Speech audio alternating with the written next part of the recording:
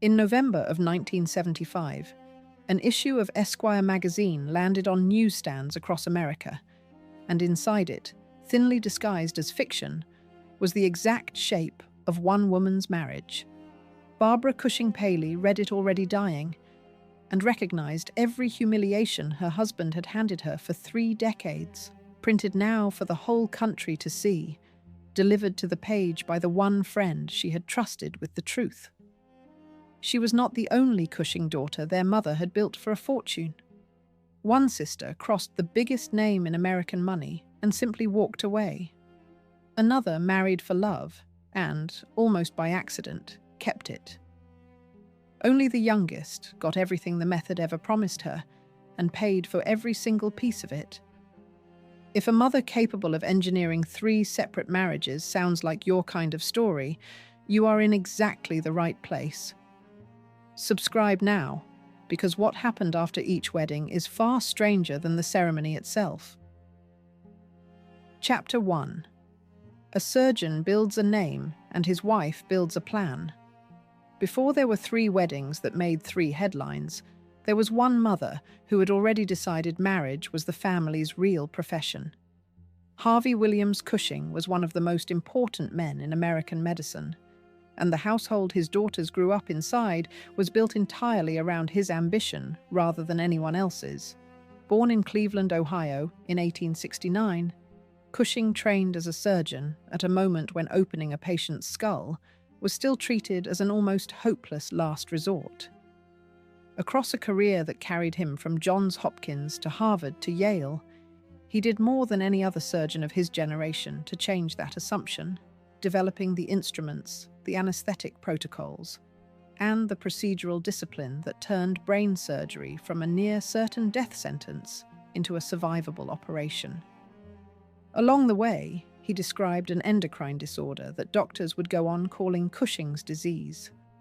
He was, historians agree, the founder of modern neurosurgery, the man who essentially invented the field as a survivable branch of medicine. He was famous and deeply respected, the kind of man whose judgment younger doctors at 3 different university hospitals learned to defer to without argument.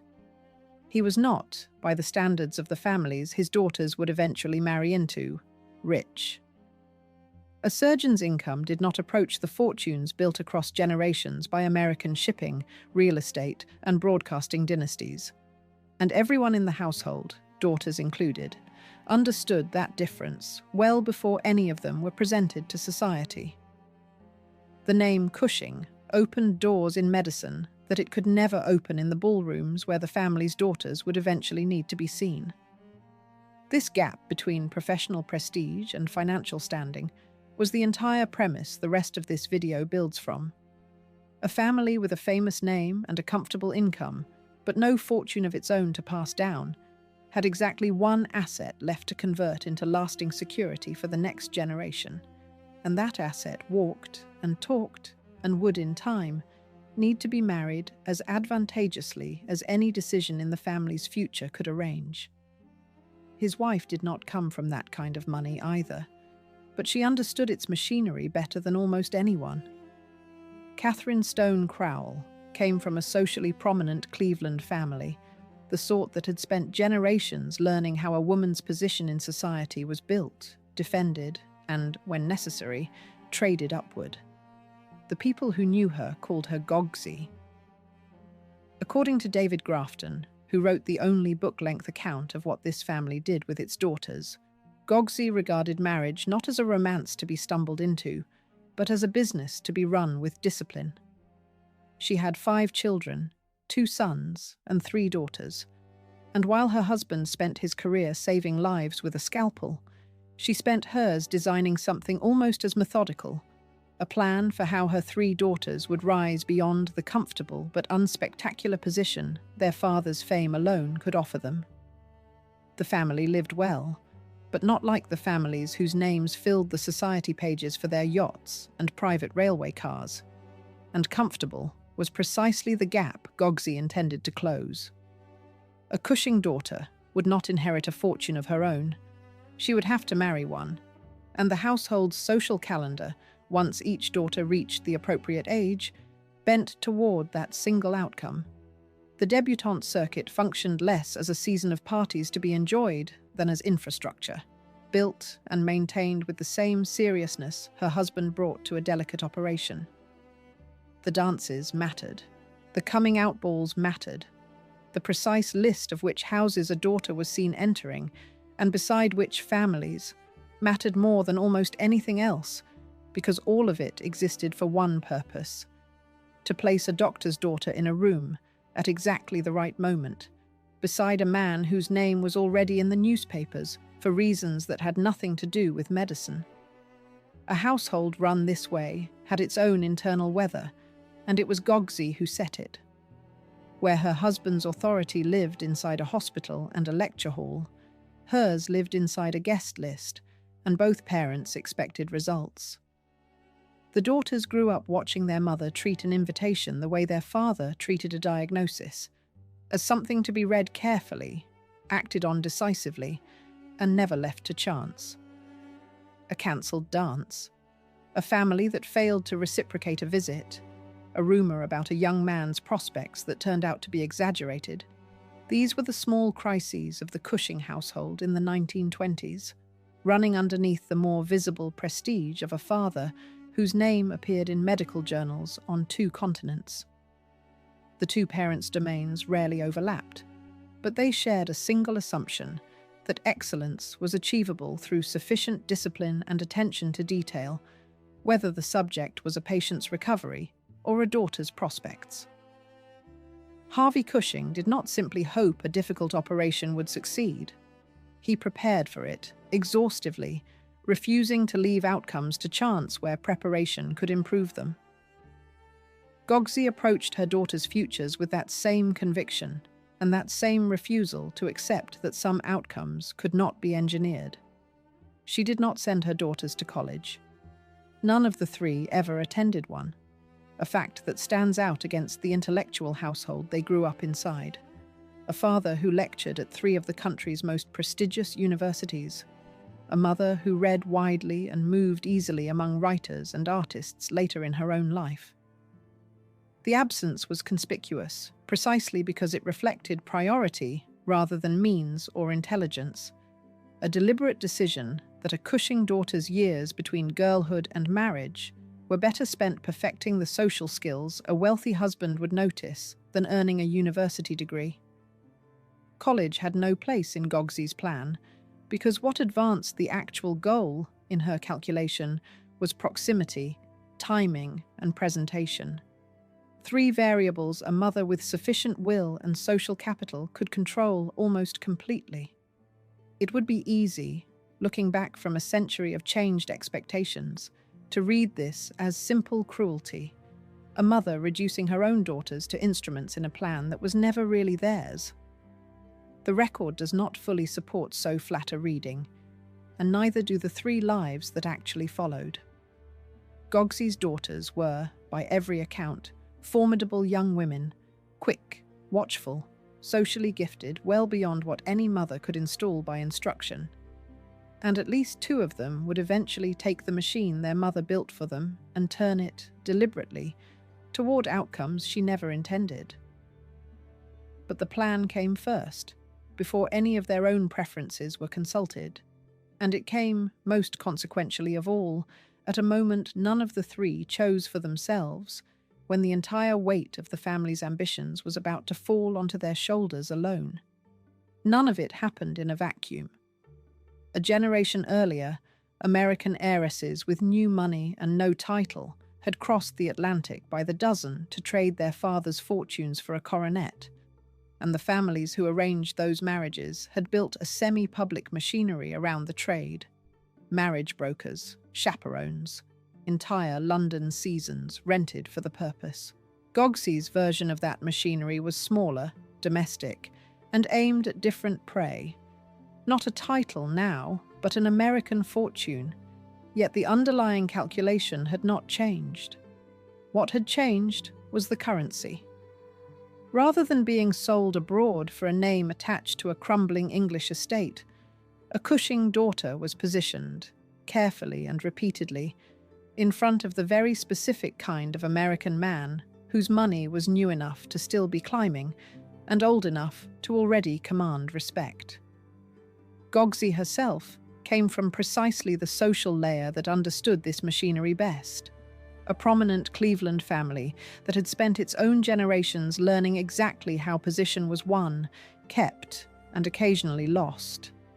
Far from improvising a strategy from scratch, she was applying to her own 3 daughters lessons that had almost certainly been demonstrated to her by the women of her own mother's generation, refined now for a Boston medical household rather than a Cleveland mercantile one, but built on the same underlying conviction that a daughter's marriage was the single most consequential decision a family could make.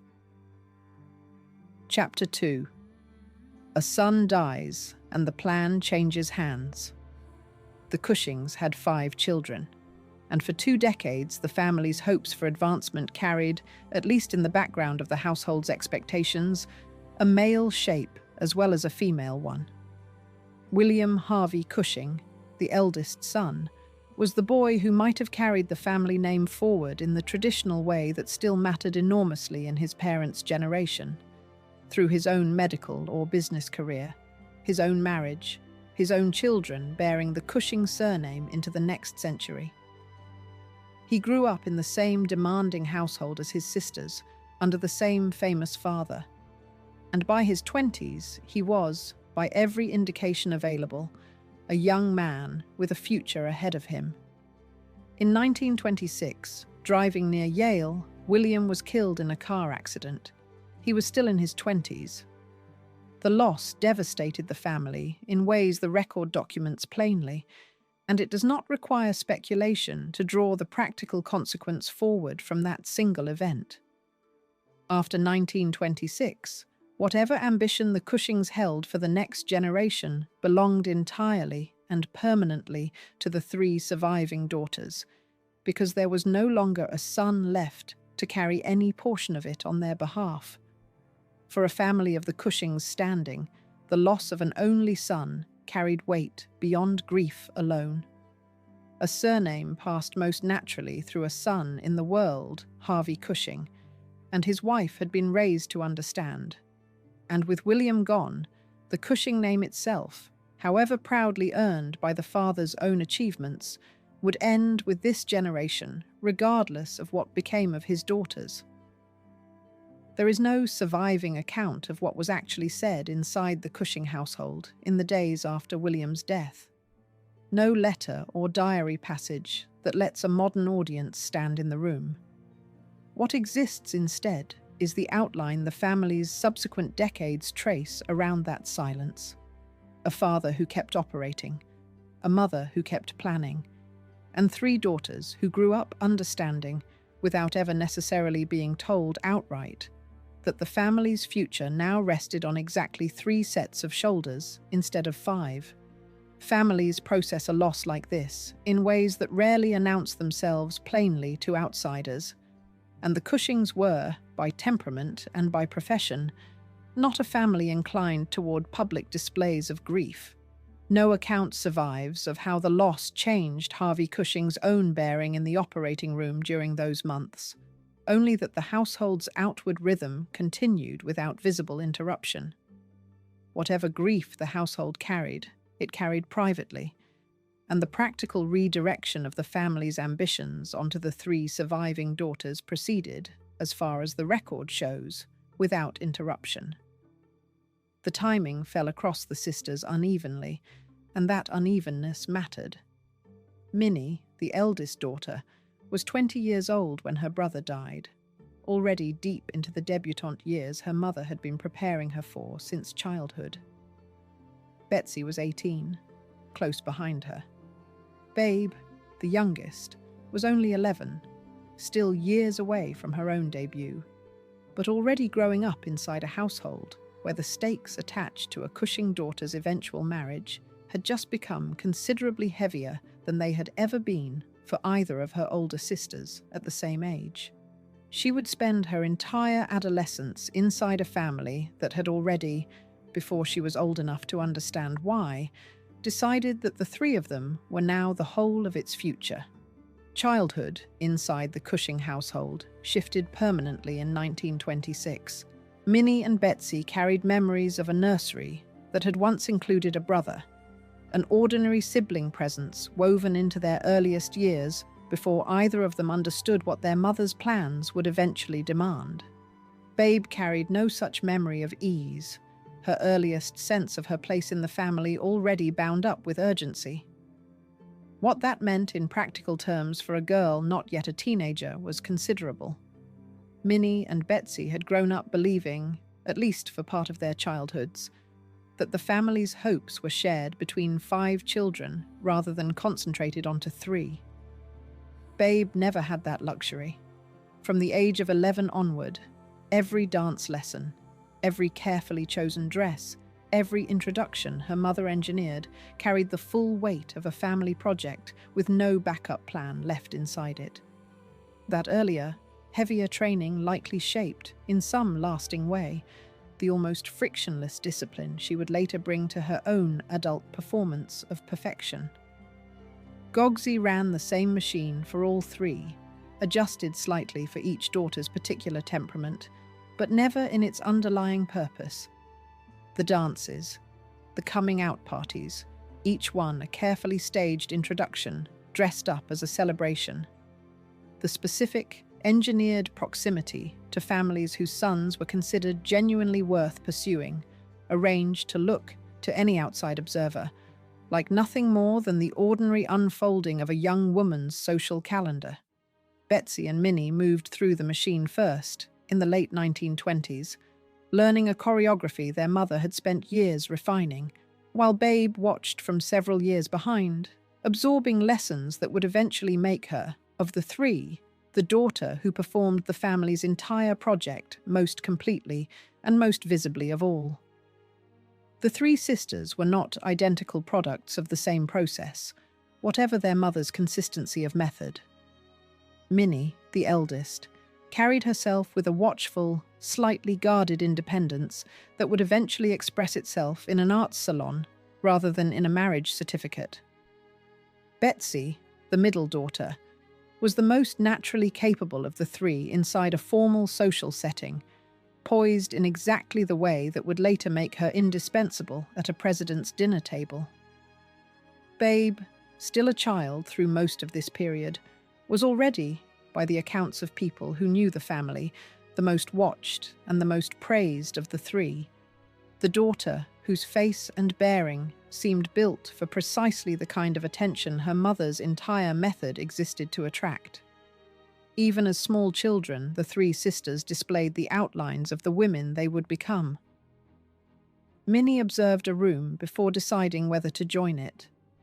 Betsey moved through any gathering as though she already understood its unspoken rules. Babe, still young enough to be carried into a room rather than walk into it, already drew the attention of adults with no particular reason to be watching a child. A mother running the same machine for 3 different temperaments inevitably makes small adjustments along the way, emphasizing independence of judgment for one daughter, formal poise for another, presentation and bearing for the 3rd, even while insisting, at every stage, that the underlying goal remained identical for all 3. Whether Gogsey consciously recognized these distinctions in her own daughters, or simply responded instinctively to what each one needed, the record does not say. What it does show, clearly, is that 3 different temperaments, running through one identical machine, would eventually produce 3 very different outcomes, though nobody standing inside the 1920s version of this household could have predicted which. None of them could see yet, standing at the beginning of their own version of the plan, how differently it would end for each of them. One would eventually leave a genuinely triumphant marriage behind and start again from far more modest circumstances, by choice. One would leave a failed marriage and, unusually for a woman of her class and era, be permitted to choose her own second chance without lasting damage to her standing. And one would spend 3 decades inside a marriage the entire country envied, without ever once being allowed, or perhaps ever choosing, to leave it, until the private truth of that marriage was finally printed for strangers to read over their morning coffee. Their mother would not live to see any of this play out to its conclusion. Gogsey died in 1949, certain by every account available that she had built 3 successful marriages for her 3 daughters. She was only right about one of them, and it was not, at the moment of her death, the marriage that looked to the rest of the world like the greatest triumph of the 3. What follows is the record of exactly how each of those 3 marriages actually turned out, starting with the daughter whose story ends up mattering the least to the popular memory of the family, and the most to understanding what her mother's method could and could not actually deliver. Chapter 3. The middle daughter marries into the White House. In June of 1930, Betsey Cushing married the eldest son of a man who would be President of the United States within 3 years. Betsey Maria Cushing, the middle daughter, born in Baltimore in 1908, had come through her mother's machine exactly as designed, and the man she married, James Roosevelt II, carried a surname that in 1930 was already politically significant in New York State and would very shortly become the single most famous name in American public life. His father, Franklin Delano Roosevelt, was governor of New York at the time of the wedding. 3 years later, he would be sworn in as president, in the middle of the worst economic collapse the country had ever experienced, and his son's young wife would find herself standing considerably closer to the center of American power than any Cushing daughter could reasonably have expected at the start of the decade. The wedding took place in a country that did not yet know what the coming decade would ask of it. 1930 was early enough in the collapse that the full scale of the ruin had not yet settled into the national mood, and the guests who gathered to watch Betsey Cushing become a Roosevelt could still regard the occasion as an ordinary, if unusually glittering, society event, rather than as a hinge point in the life of a family about to be thrust into the center of a national emergency. For Gogsey, watching her middle daughter married into a family already discussed in newspapers as a likely presidential household, the wedding represented something close to validation of the entire method in a single afternoon. Here was proof, laid out in front of the assembled guests, that a surgeon's comfortable but unglamorous household could, with sufficient planning, produce a daughter fit to marry directly into the machinery of American political power. The Cushing name meant something in medicine. It was about to mean something considerably larger in Washington. That method had never been a matter of chance. Years of careful introductions, of dances attended and declined, of manners drilled into 3 daughters until they became instinct rather than performance, had been aimed, whether Gogsey ever said so plainly or not, at precisely this kind of outcome. Betsey's wedding did not create that ambition. It simply proved the ambition had been reasonable all along. The wedding itself, covered extensively in the society pages of the day, drew exactly the kind of national attention Gogsey's earlier daughter's introductions had only ever gestured toward on a local scale. A doctor's daughter from Baltimore marrying into a family that stood, however distantly at the time, within reach of the presidency was precisely the sort of match the entire debutante machine existed to produce. Photographers and reporters treated the event as a story in its own right, because by 1930, the American press had already learned that a wedding uniting old money manners with new political prominence was a subject readers could not get enough of. The gowns, the guest list, and the choreography of the receiving line were all recorded and reprinted for an audience far larger than the 2 families themselves, and Betsey Cushing, 22 years old, stepped into that scrutiny on the same afternoon she stepped into marriage, a preview of the far more sustained public attention that would follow her into the White House years. The marriage was, on paper, precisely the kind of success Gogsey's whole method existed to produce, and for a period of years, it delivered exactly what it promised. Once Franklin Delano Roosevelt reached the White House, James served his father as an aide, part of the small circle of family members who worked directly inside the administration.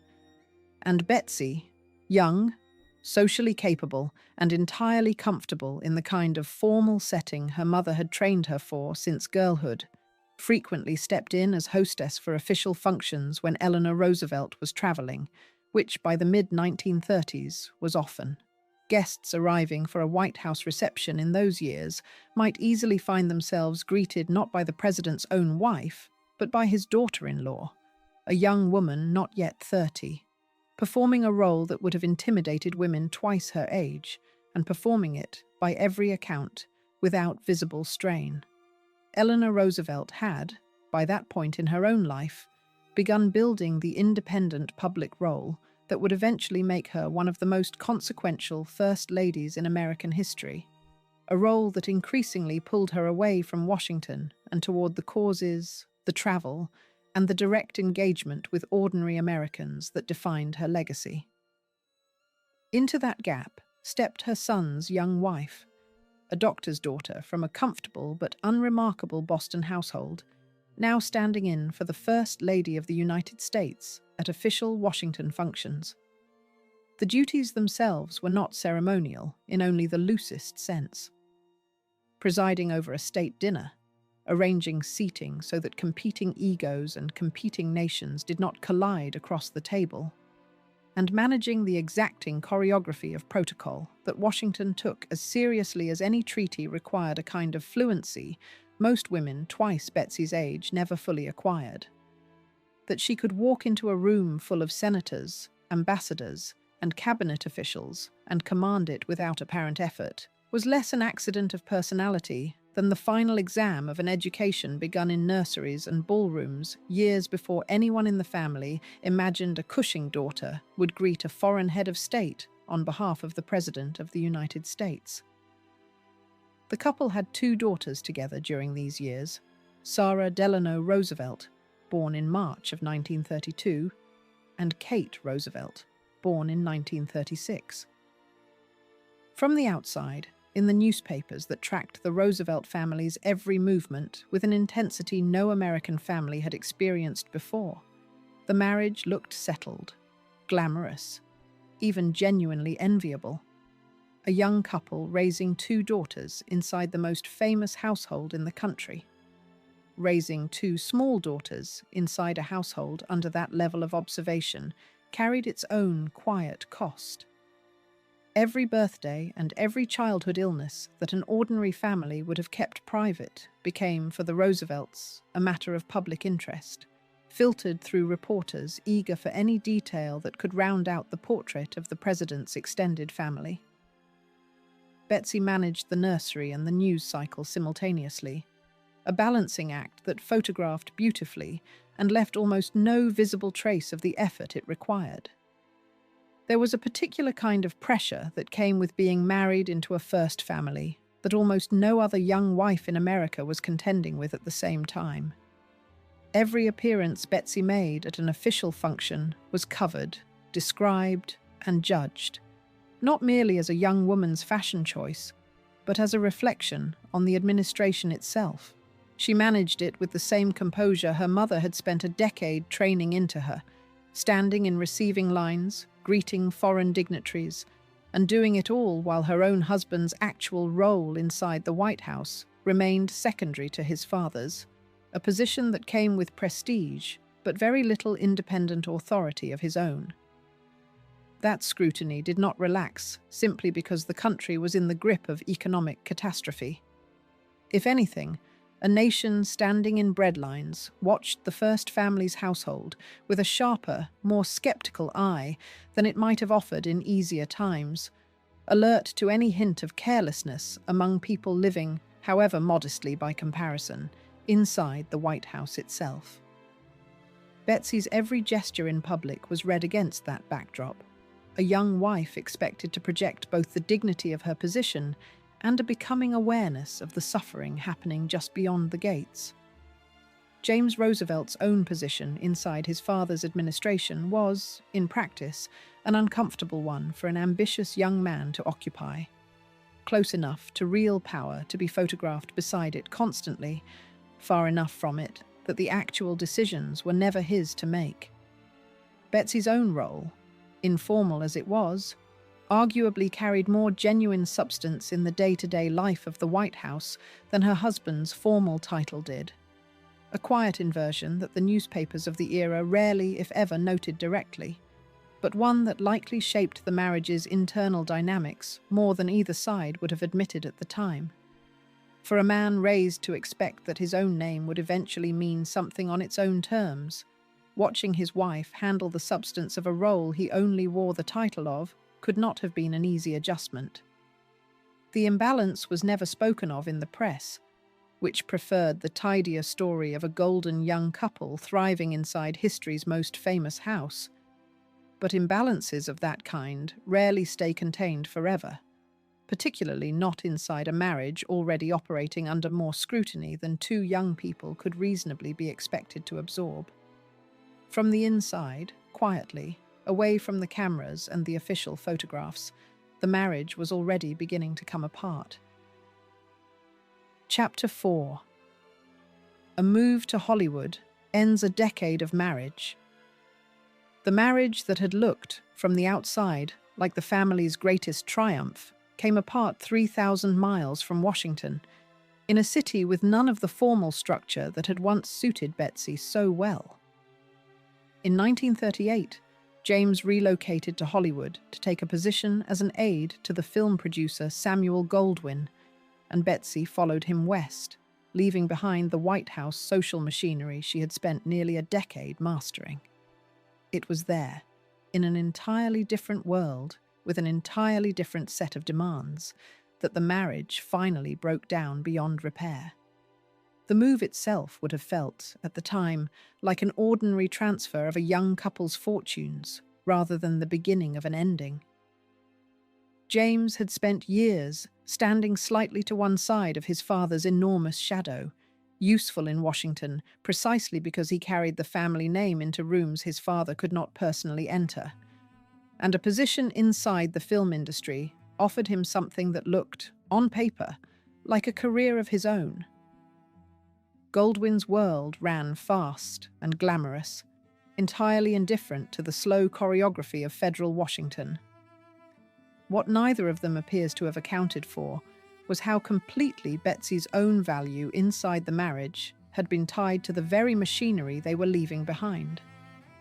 Hollywood, in the years before the Second World War, ran on an entirely different social currency than Washington did, one built around contracts and premieres rather than protocol and precedents.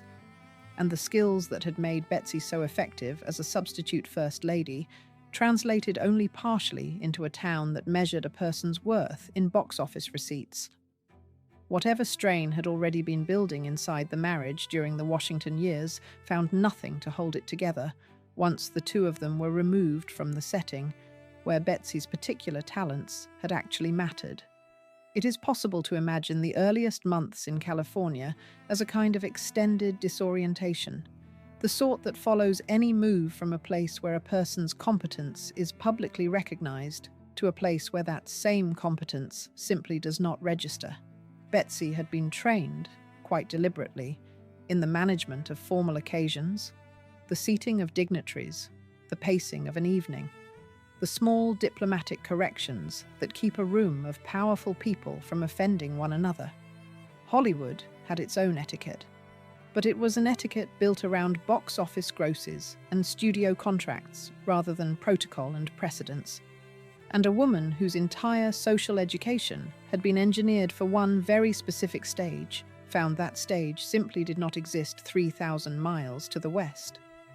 The result was not failure exactly, but a kind of quiet obsolescence, the sensation of arriving fully prepared for an examination that had already been replaced by a different one entirely. There is an old, almost mechanical logic to marriages built the way Gogsey built her daughter's first attempts. a logic that depends entirely on both partners staying inside the setting that made the match sensible in the first place. Move the setting, and the machinery that once looked so solid can come apart astonishingly fast. James Roosevelt in Hollywood was not, in any meaningful sense, the same man Betsey had married inside the political apparatus of his own father's rising career, and the marriage that had once looked unbreakable inside Washington's formal structure simply had nothing left to hold it together 3,000 miles away. Betsey herself, uprooted from the one environment in which her particular gifts had been so visibly rewarded, found herself in a city that measured a woman's worth by an entirely different, unfamiliar set of standards. The formal grace that had made her indispensable at a White House reception counted for comparatively little at a Hollywood dinner party built around box office numbers and studio politics, and the marriage, already under strain, had no comparable stage left on which to recover its footing. There was, too, a more ordinary erosion beneath the geographic one, the sort that biographers of political families rarely have the material to document in detail, but that any reader can reasonably infer from the outcome itself. A marriage arranged, however lovingly, around usefulness to a larger political project tends to survive only as long as that usefulness is required. And once the two of them were operating outside the White House orbit entirely, whatever bound James and Betsey together beyond the arrangement itself was left to be tested on its own terms. It is not recorded in the surviving accounts that the marriage tested well. The couple divorced in 1940. Betsey received custody of both daughters, along with financial support for their upbringing, and James, according to the biographical record, had only minimal further contact with the two girls he left behind. He would go on to marry 3 more times over the course of his life, a pattern the historical record treats as its own quiet commentary on the man himself, and one that stands in sharp, permanent contrast to the second marriage his former wife was about to build. A divorce carried a different weight on the two coasts in 1940, and that difference mattered enormously to how the end of this particular marriage was received. In Hollywood, where studio executives had grown practiced at managing the private arrangements of their stars, a broken marriage was closer to an occupational hazard than a moral catastrophe. In the drawing rooms of the Eastern Seaboard, among the families whose approval Betsey Cushing had spent decades cultivating, a divorce still carried the older, harsher verdict, a mark against a woman's character that no amount of grace or breeding could entirely erase. Betsey's divorce therefore landed in the gap between two worlds, judged leniently in the city where it happened, and far less leniently in the city that had made her. For the wider Cushing family, this was the first of Betsey's carefully engineered marriages to fail in public, and it failed in the most visible way available to a family whose every movement already appeared in the society columns. A formal divorce from a Roosevelt, reported in newspapers across the country.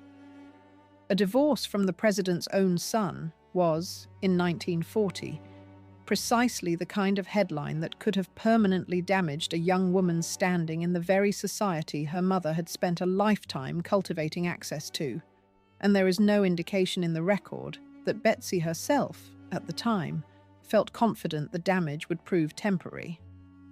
Betsey's entire method, after all, had rested on the premise that a well-chosen marriage was a kind of permanent installation, a structure built once and maintained indefinitely rather than a living arrangement that might simply fail. A divorce did not merely end one daughter's marriage under that method.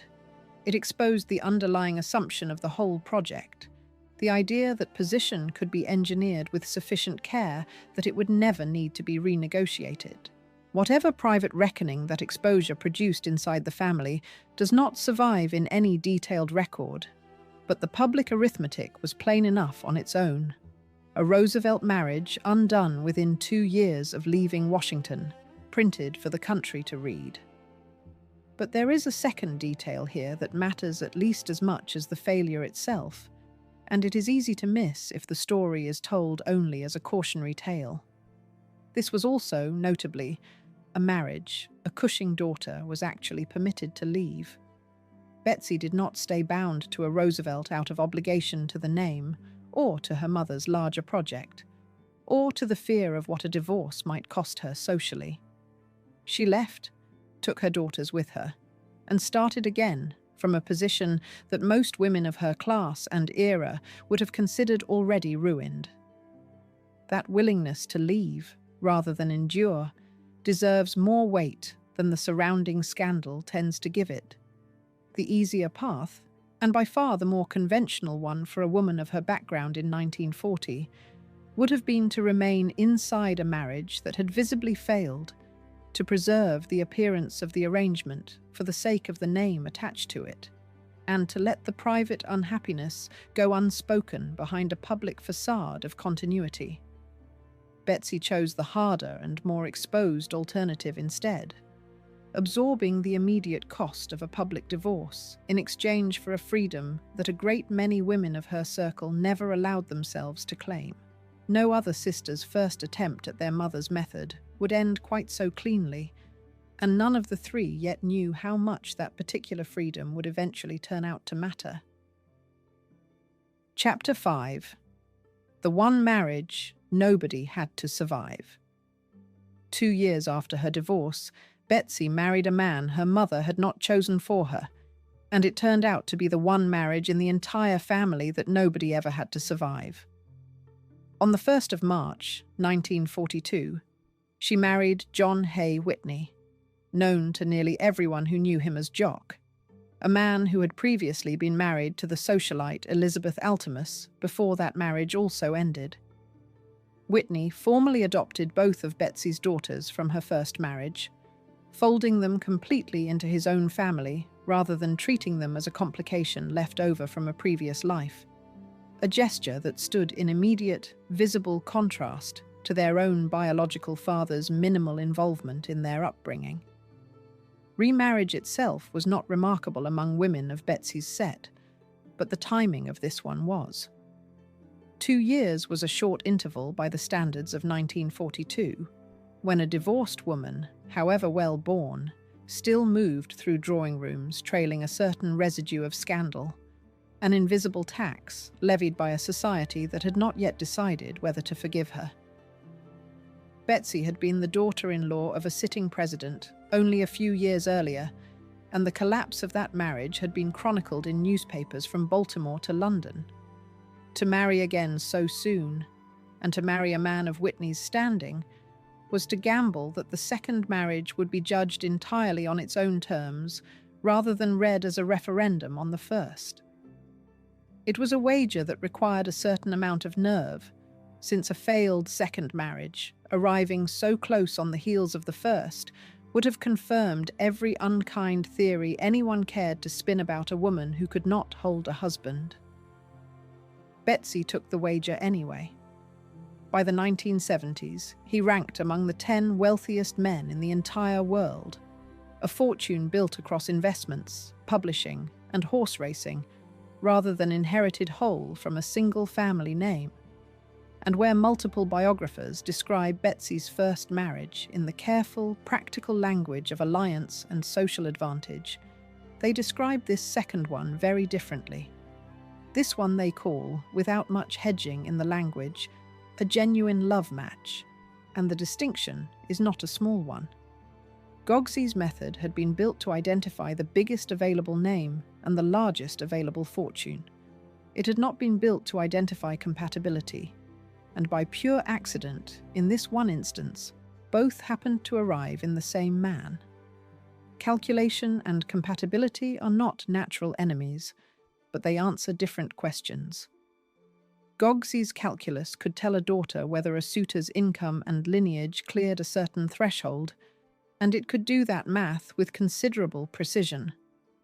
It had no instrument at all for measuring whether two people would still find each other tolerable across breakfast tables for 40 years, whether their senses of humour would wear well against each other, whether either one would still choose the other freely on a random Tuesday once the wedding had receded into the past. Betsey's first marriage had passed every test Gogsey's method was built to administer, and still failed on exactly the question the method never thought to ask. Her second marriage passed almost by accident on the one criterion that actually mattered in the end, which was simply whether the two people involved wanted, day after day, to remain in the same room. Whitney adopted the girls not as a formality, but as a genuine act of family building. And the household the four of them formed together carried none of the strain that had marked Betsey's first marriage. Where James Roosevelt had been, in the record's own careful phrasing, minimally present in his daughters' lives after the divorce, Jock Whitney stepped fully into the role of father to two girls who were not biologically his. A decision that says as much about the difference between the two men as any account of their respective fortunes ever could. The life the two of them built together over the following 4 decades was vast, even by the standards Betsey had already grown accustomed to as a Roosevelt daughter-in-law. There was the Green Tree Estate on Long Island, the couple's primary home. Greenwood Plantation in Georgia, kept for the winter shooting season. A summer house on Fisher's Island. A 12-room house in Saratoga Springs, maintained specifically for the racing season each August, when Whitney's horses ran at the historic track there. A golf cottage in Augusta, Georgia. A house called Cherry Hill in Virginia Water, Surrey, close enough to Ascot Racecourse to matter enormously to a couple who bred and raced thoroughbreds on 2 continents.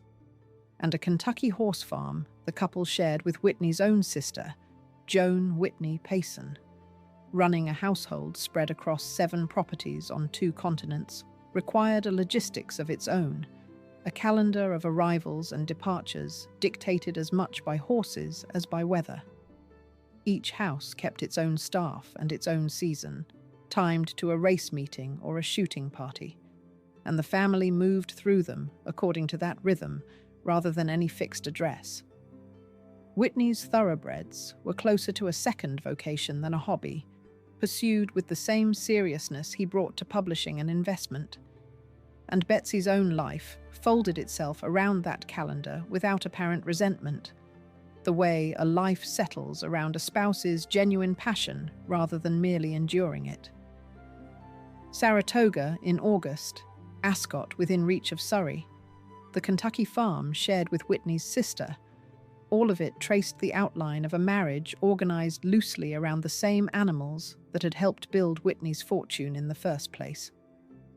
In 1957, President Dwight Eisenhower appointed Whitney as United States Ambassador to the Court of St. James, and the couple relocated to London, where a surgeon's daughter from Baltimore now formally represented her own country at the British Royal Court, presiding over embassy functions with the same social fluency her mother had spent a lifetime cultivating in her, deployed now in service of an ambassadorial household rather than a marriage market. Embassy life in London placed Betsey inside rooms far removed from the dance floors of her girlhood, yet the underlying performance was oddly familiar, a matter of seating charts, precedents, and the careful management of who spoke to whom. Gogsey had trained her daughters to read a room the way a general reads terrain, to know instinctively who mattered and who could safely be overlooked, and none of that training had been designed with a foreign court in mind. It had been built for Baltimore ballrooms and the narrow, urgent business of catching a husband. That it transferred so completely to a British embassy, to state dinners and royal receptions, said something about how much of it had always been, beneath the specific goal it was built for, simply an education in power and in how to move through rooms that contained it. It is worth pausing on the strange completeness of that particular circle.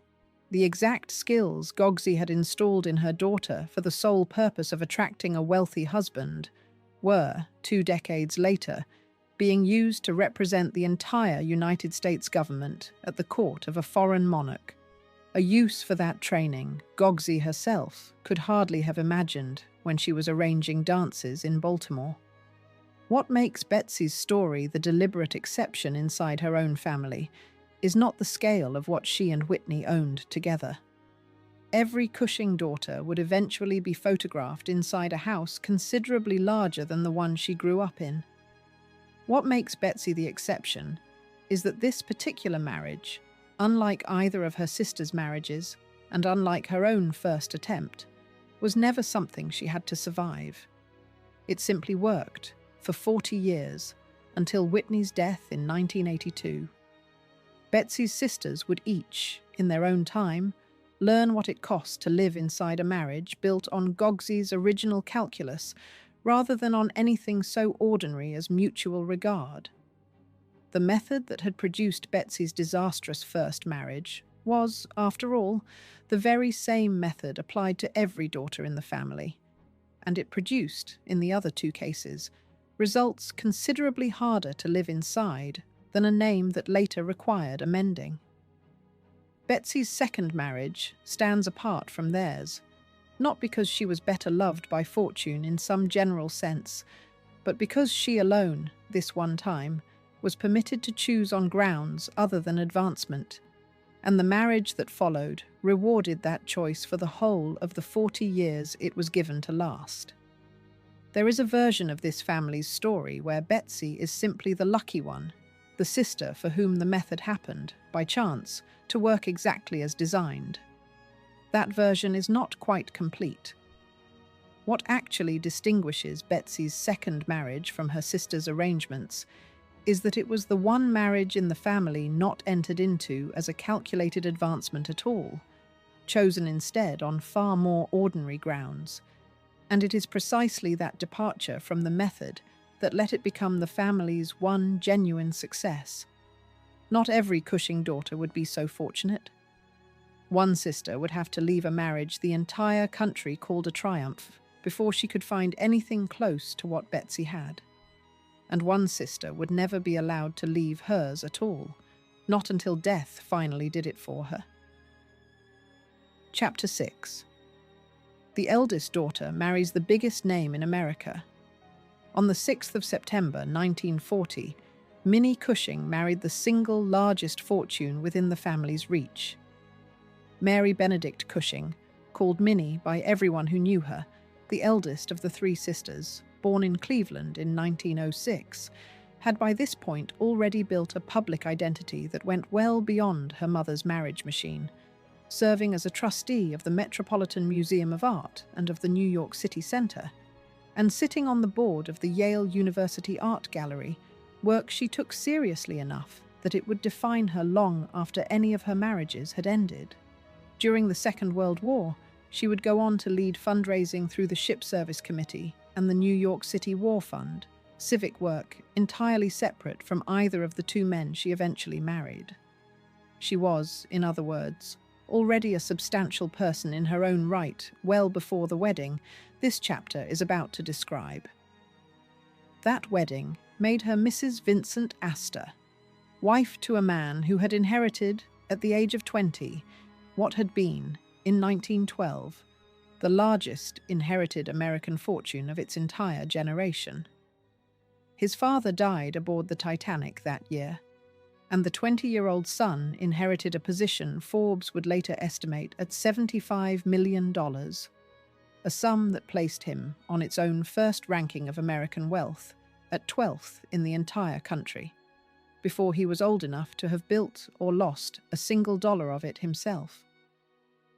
The wedding itself carried none of the strain that would come to define the marriage in private.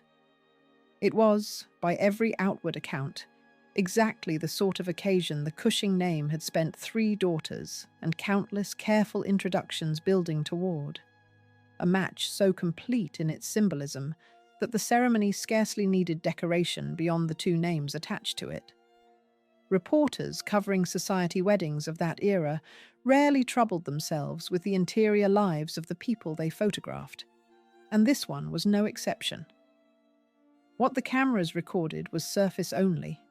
A bride from one of the era's most calculated families, standing beside a groom who represented, more than any other single man in New York, the idea of inherited American money itself.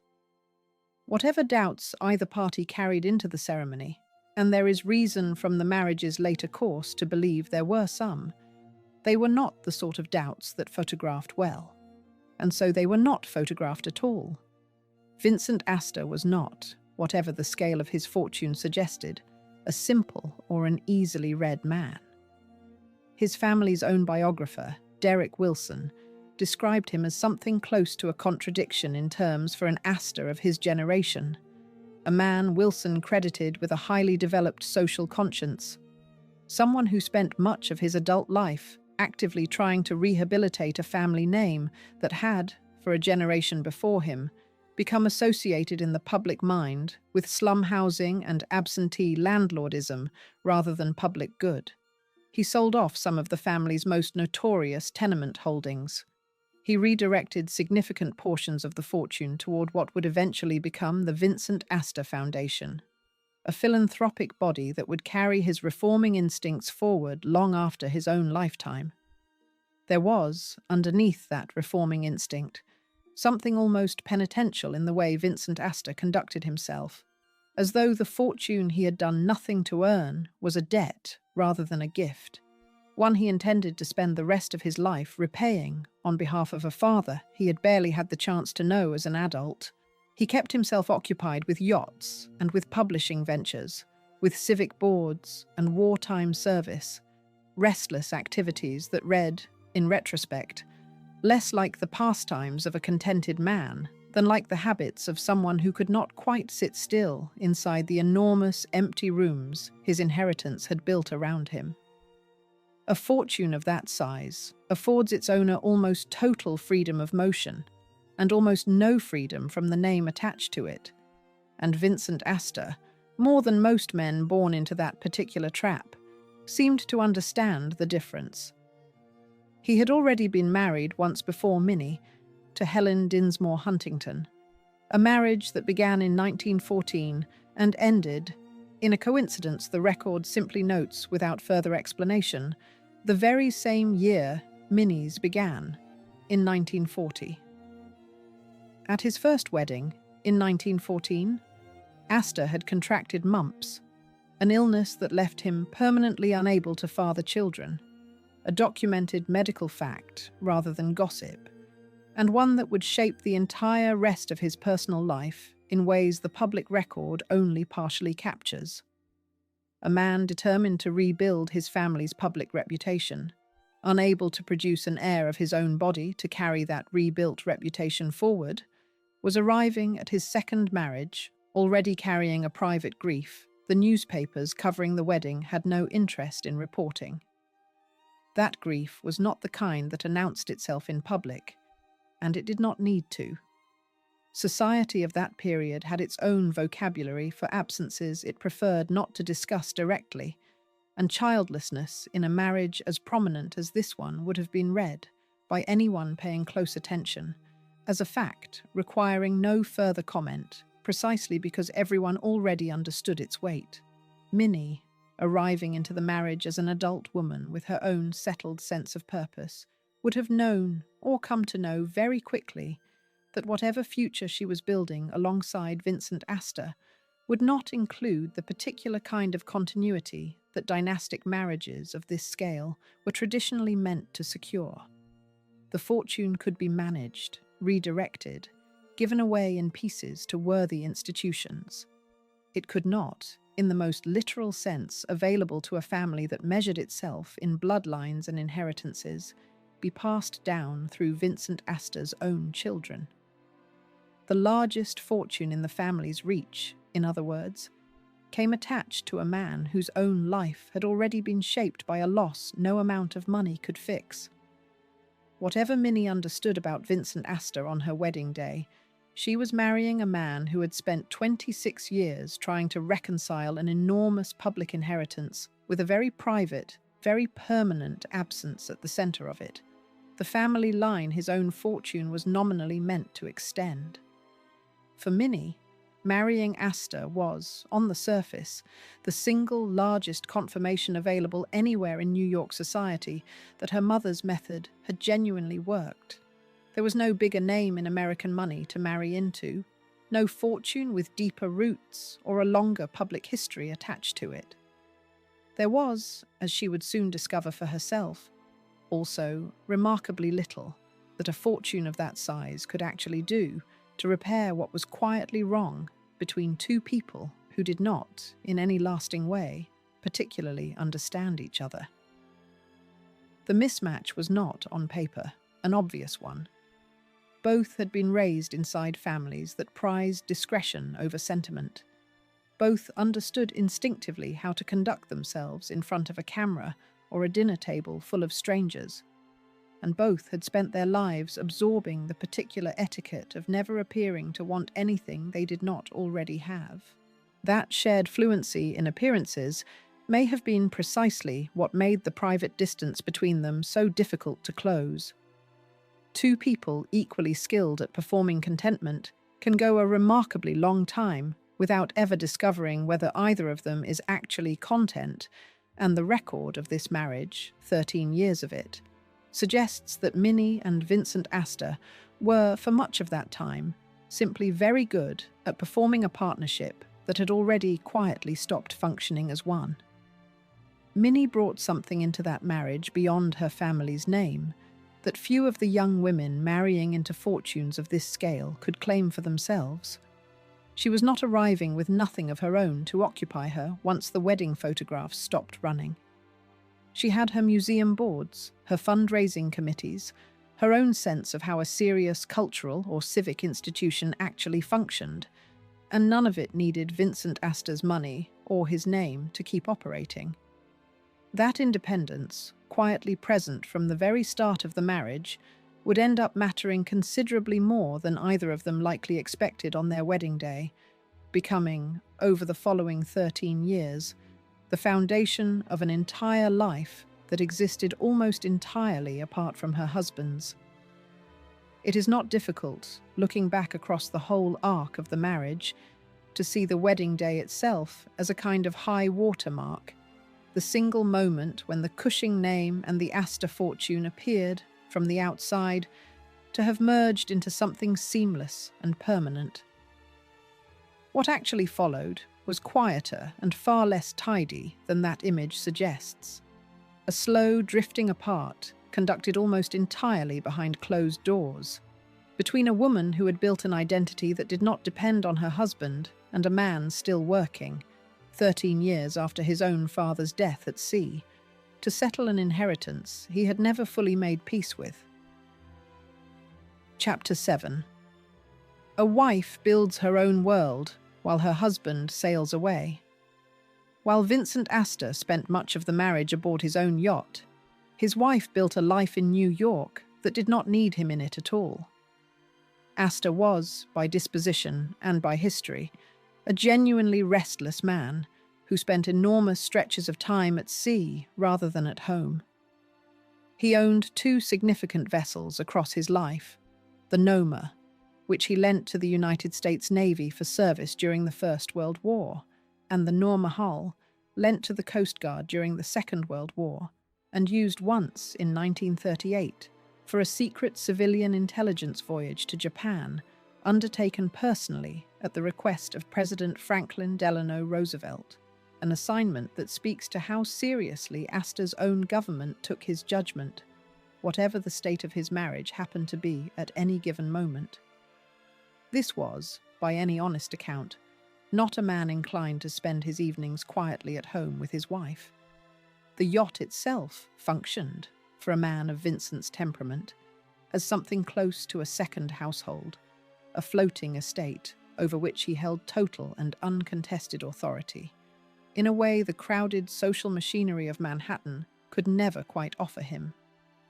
Men of his class had spent generations building similar retreats, hunting camps upstate, private rail cars that ran on nobody's schedule but their own, and Vincent's choice happened to be the open sea, vast enough to make the distance from Fifth Avenue feel less like an absence, and more like an entirely separate existence, complete on its own terms. Whatever drove him toward it, whether it was restlessness of temperament, a genuine love of the water, or simply a preference for the company of a crew over the company of a wife, The effect on the marriage was the same regardless of the cause. A husband who is perpetually elsewhere does not need to announce his intentions toward a marriage.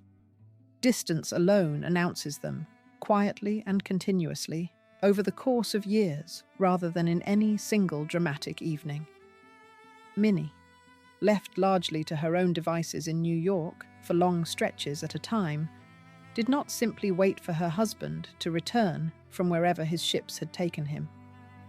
She built her own salon instead, gathering artists and writers and musicians into rooms that had nothing whatsoever to do with her husband's world of shipping routes and family real estate holdings, continuing and expanding the civic and cultural life she had already begun building for herself before the wedding, through her museum trusteeships and her wartime fundraising work. The marriage had not created that independent identity. It had simply given her a grander house to run it out of. The sources that describe the marriage's slow decline are notably careful in their language here, noting only that their differences soon became apparent, without pointing to any single dramatic event that finally broke the union apart. What the record does confirm clearly, again and again, is the shape of the daily life quietly running underneath the marriage's grand public appearance. A husband largely absent at sea for months at a stretch, a wife building an entirely independent intellectual and social world on shore, and a gap between the two of them that widened steadily for years without either side, as far as anyone can tell, making a serious attempt to close it. A salon of the kind Minnie assembled was not, in New York through the 1940s, a casual gathering of friends over cocktails. It required sustained and deliberate effort, invitations extended with real discernment, a household staffed and run precisely enough to make an evening of entertaining look effortless from the outside, and a hostess willing to keep track of which writer had quarrelled with which painter and seat them accordingly, so the conversation carried rather than curdled. It was, in its own way, a form of labour every bit as demanding as anything her husband managed from the deck of a ship, though the society pages of the period rarely described it in those terms, preferring instead the softer vocabulary of hostessing and entertaining, as though what Minnie built required nothing more than a guest list and a competent caterer, rather than years of cultivated judgment about people. Her museum work and her wartime fundraising had already taught her, long before any of it became visible inside her marriage, that her own name could open a room regardless of whether her husband happened to be standing beside her when the doors swung open. That was not a small discovery for a woman of her generation to make about herself. Many of her contemporaries never made it at all, having married into households where a husband's presence, or at minimum his permission, was quietly assumed to be the price of any public life a wife might want to lead. Minnie required neither his presence nor his permission, and by the time the marriage had settled into its long, slow drift, she had built enough of her own standing in the city that she scarcely needed either. This was, by any external measure available to the society watching from outside, the single biggest marital prize any Cushing daughter had yet secured. A family whose fortune, however considerable, was still comparatively new by the standards of old New York, had married a daughter into a name that had been synonymous with the city's aristocracy for generations, and the achievement was treated, in the drawing rooms that mattered, exactly as such achievements were always treated, as proof that the family's rise had been fully and finally ratified. It was also, from the inside, quietly and steadily failing, in a way that none of the newspapers covering New York society through the 1940s seemed particularly inclined to notice, or perhaps simply preferred not to print. Society journalism of the period operated under an unwritten set of rules about which details of a prominent marriage were fit to print and which were not, and a fashionable couple's growing distance, so long as neither party caused an actual public scene, rarely qualified as news. The Astors could be photographed together at a benefit, smiling for the cameras, while privately living lives that barely intersected, and the resulting coverage would describe nothing but a golden marriage, because nothing but a golden marriage was ever actually shown to the people taking the photographs. The editors who ran those society pages were, in fairness, working from the only evidence anyone ever handed them: a receiving line, a charity gala, a well-lit room full of people behaving exactly as they were expected to behave. Nobody photographed the empty side of the dinner table on the nights Vincent was somewhere in the Atlantic, and a marriage that failed quietly, without a scandal to anchor a headline, could go on failing for years in full view of a public that never once suspected it. The particular shape of this failure deserves attention because it would recur in a far more damaging form in the marriage her youngest sister was about to enter. A husband largely absent, a wife performing contentment in public while building something separate and genuine for herself in private, a fortune enormous enough that nobody outside the household felt entitled to ask whether it was actually making anyone happy. Minnie's version of this pattern would end in a courtroom, cleanly, within 13 years. Babe's version would end very differently. The two sisters had, after all, been raised by the same mother, under the same relentless instruction that a marriage's outward appearance mattered as much as, if not more than, its inward reality. And both women absorbed that instruction thoroughly enough to make their own private disappointments almost invisible to outsiders for years at a stretch. Where they diverged was in what each of them was ultimately willing to tolerate and for how long. Minnie's patience, whatever its exact limits were, ran out.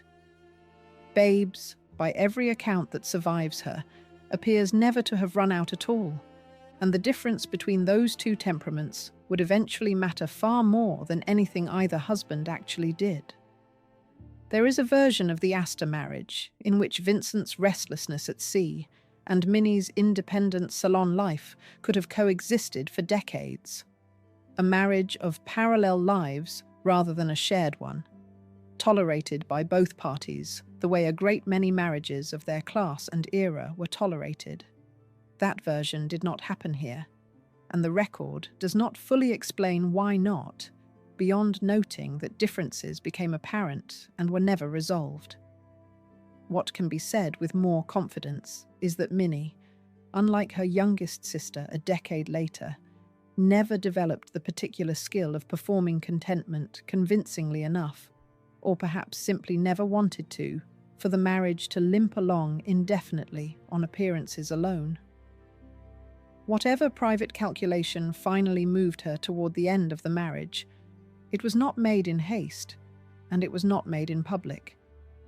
It arrived instead the way most of the marriage itself had arrived, quietly, over years, in a household where the distance between husband and wife had become so ordinary that its eventual resolution, when it came, must have felt to everyone involved less like a rupture than like an overdue admission of something that had been true for a very long time already.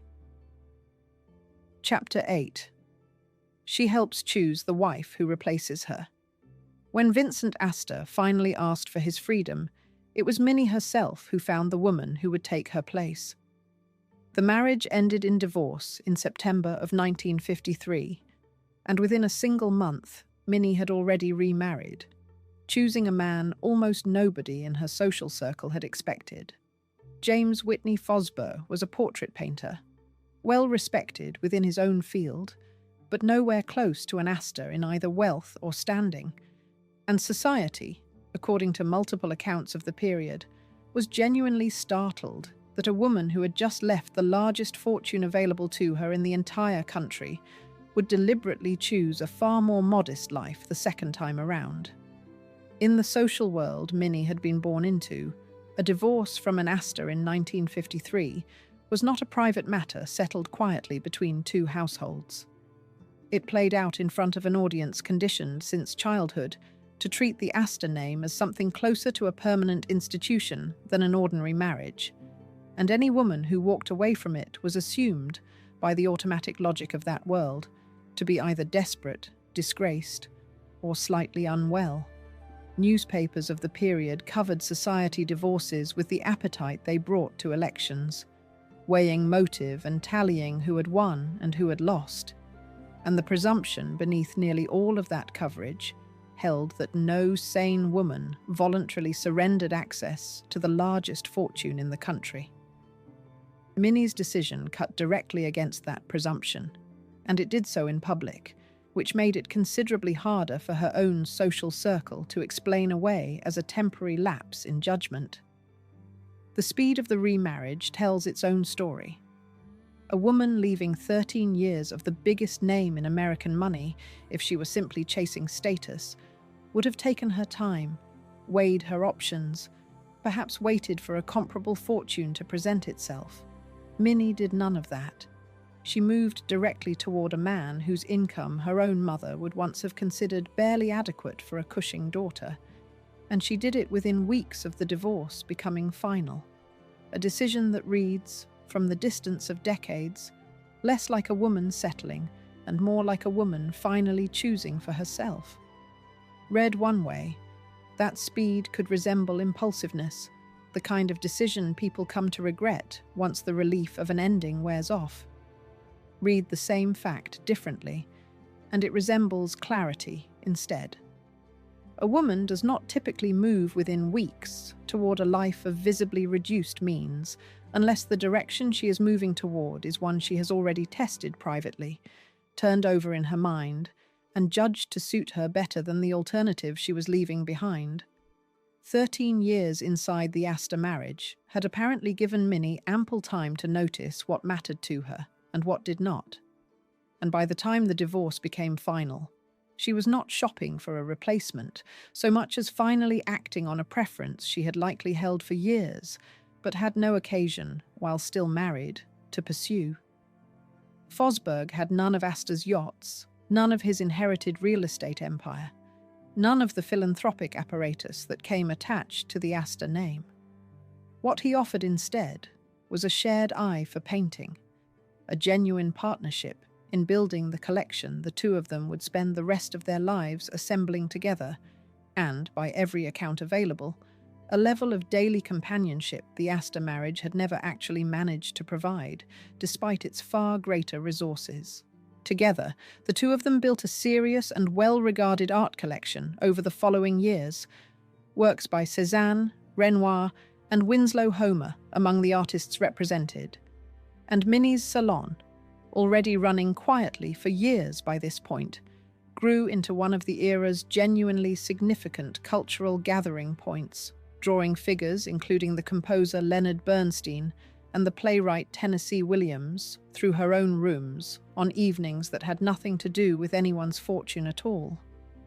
This was a life measured in conversation and taste rather than in acreage, and by every account, it suited Minnie considerably better than the vast, absentee grandeur of her first marriage ever had. The art itself became a kind of shared language between the two of them, something built jointly rather than inherited by one party and merely tolerated by the other. Choosing a canvas, arguing over an attribution, deciding what belonged on which wall. These were the small daily negotiations of the marriage, and the collection they produced together depended on nothing but their own combined eye, never on Astor money. The salon that grew up around that same shared sensibility ran on a different currency altogether than the one Minnie had left behind. Bernstein and Williams did not come to her rooms because of what the Cushing name could open for them financially. Since it could open nothing, their own considerable talents had not already secured on their own terms. They came because the conversation itself was worth the evening, and a woman who could reliably produce that kind of evening again and again, across years, had built herself an identity resting on judgment and company rather than on inheritance, one considerably harder to take from her than a bank balance would have been. There is one detail from the divorce that has outlasted every other fact about this particular marriage's ending, and it belongs entirely to Minnie herself. According to society law recorded across multiple sources describing the period, when Astor asked for his freedom, he needed a next wife already lined up before the arrangement could proceed smoothly. And at least one candidate he approached directly, a woman named Janet Bush, reportedly turned him down flat, telling him plainly that she did not even like him. It was Minnie, having just spent 13 years married to him, who suggested Brooke Russell, the woman who would go on to marry Astor that October and outlive him by 48 years, becoming, in her own right, one of the most celebrated philanthropists in the whole of American history. A woman who had just walked away from the biggest fortune in the family's reach did not simply disappear quietly from the scene. She helped select her own successor on the way out the door, and then watched that successor go on to build a public legacy considerably larger than her own marriage to Astor had ever managed to produce. There is something almost businesslike in the image of a departing wife handing over a name to consider, as though the marriage itself, whatever else it had failed to provide, had trained Minnie thoroughly in what the position required and who might be suited to fill it. Charity toward Astor seems an unlikely motive, since his comfort was by then no longer her concern, and charity toward Brooke Russell seems equally unlikely, since the younger woman had her own reasons for accepting a proposal from a man already turned down once before. Something closer to simple competence explains it better. The same instinct for reading a room and a match that Gogsey had spent years cultivating in each of her daughters, now turned to use on Minnie's own terms rather than her mother's. The woman who suggested Brooke Russell was closing out one chapter of her life efficiently before beginning another, without any particular drama attached to the gesture. Somewhere on the wall of Gogsey's own house, if the 3 wedding portraits still hung together the way they had when each daughter married in turn, one of those 3 photographs had, by 1953, already quietly become the record of a marriage that no longer existed anywhere except on paper. Minnie had been permitted to leave, and had even been trusted enough by her own former husband to help choose who came after her. She was the first sister the method had built a genuinely triumphant marriage for, and she was also the first sister allowed to simply walk out of one when it stopped working. Gogsey had died 4 years before this divorce, spared the sight of her eldest daughter turning her back on the single greatest match the family had ever secured. Whether she would have understood the choice, or fought it, or simply accepted that even her own careful planning could not account for what actually happens between 2 people once the wedding is over, is a question the record cannot answer. Grief and liberation are not usually thought of as related states, yet for a daughter raised inside a household run with as much deliberate strategy as Gogsey's, the 2 may well have arrived together. Every one of Gogsey's daughters had grown up understanding marriage as a project managed from above, a match weighed and arranged, and, ideally, sustained, regardless of what its participants privately felt about each other. With the architect of that project gone, the daughter she had married off first was left facing a failed marriage without the one person most likely to have insisted she stay inside it and make it work, regardless of her own happiness. That absence does not explain the divorce by itself, but it removes an obstacle that might otherwise have stood in Minnie's way, and it helps account for why the second marriage, entered into so quickly and so far outside her mother's evident preferences, met no resistance from the 1/4 that would once have supplied it loudest. There is a particular kind of freedom available to a woman whose mother is no longer alive to weigh in on her choices, and Minnie's remarriage, coming 4 years after Gogsey's death, may owe something to that freedom, as much as to the failure of the Astor marriage itself. A daughter who had spent her entire adolescence inside her mother's carefully engineered plan was, by 1953, finally making a decision entirely her own, answerable to nobody's expectations but her own happiness. What the record does show is that not every Cushing daughter would ever be given the same door Minnie walked through, and the sister who needed it most would never get the chance to use it. Chapter 9. The youngest daughter's face is rebuilt before it is famous. Well before Barbara Cushing's name meant anything to anyone outside her own immediate family, a car accident on Long Island nearly took the face that would later come to define an entire era of American style.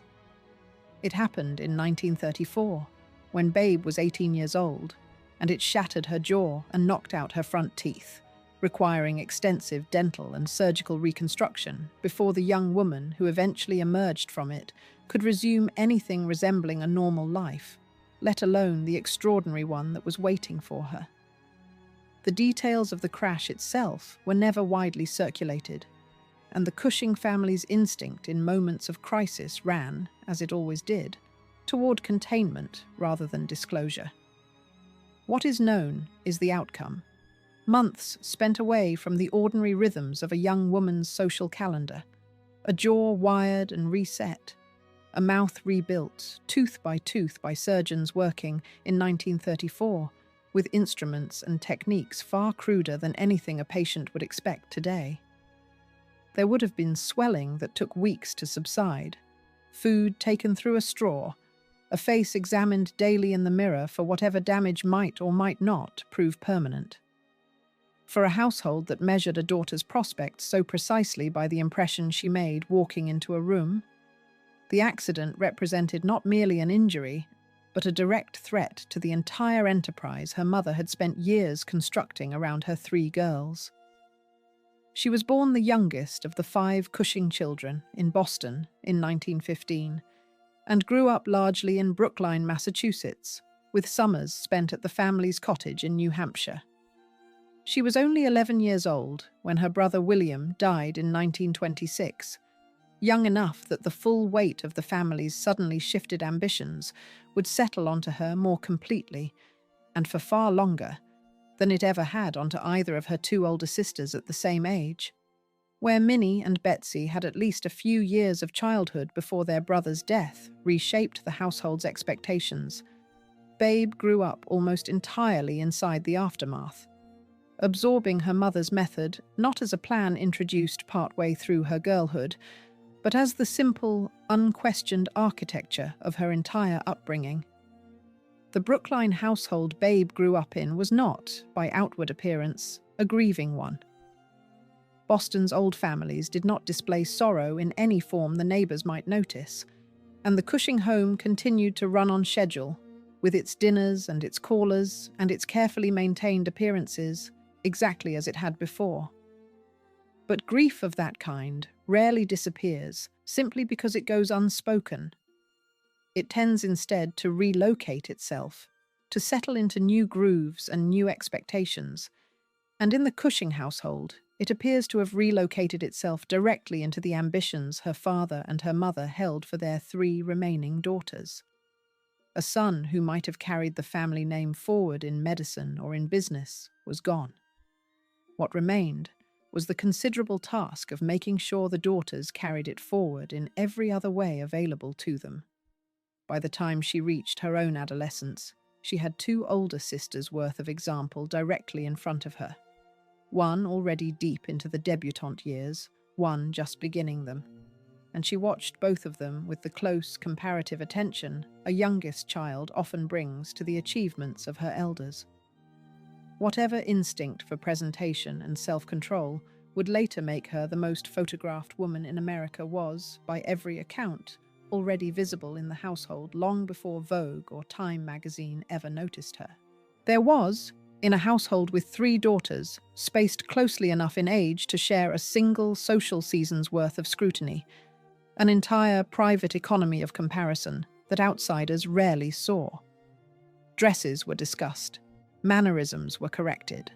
The smallest details of posture and greeting were rehearsed again and again, long before any of the 3 girls ever stepped into a receiving line.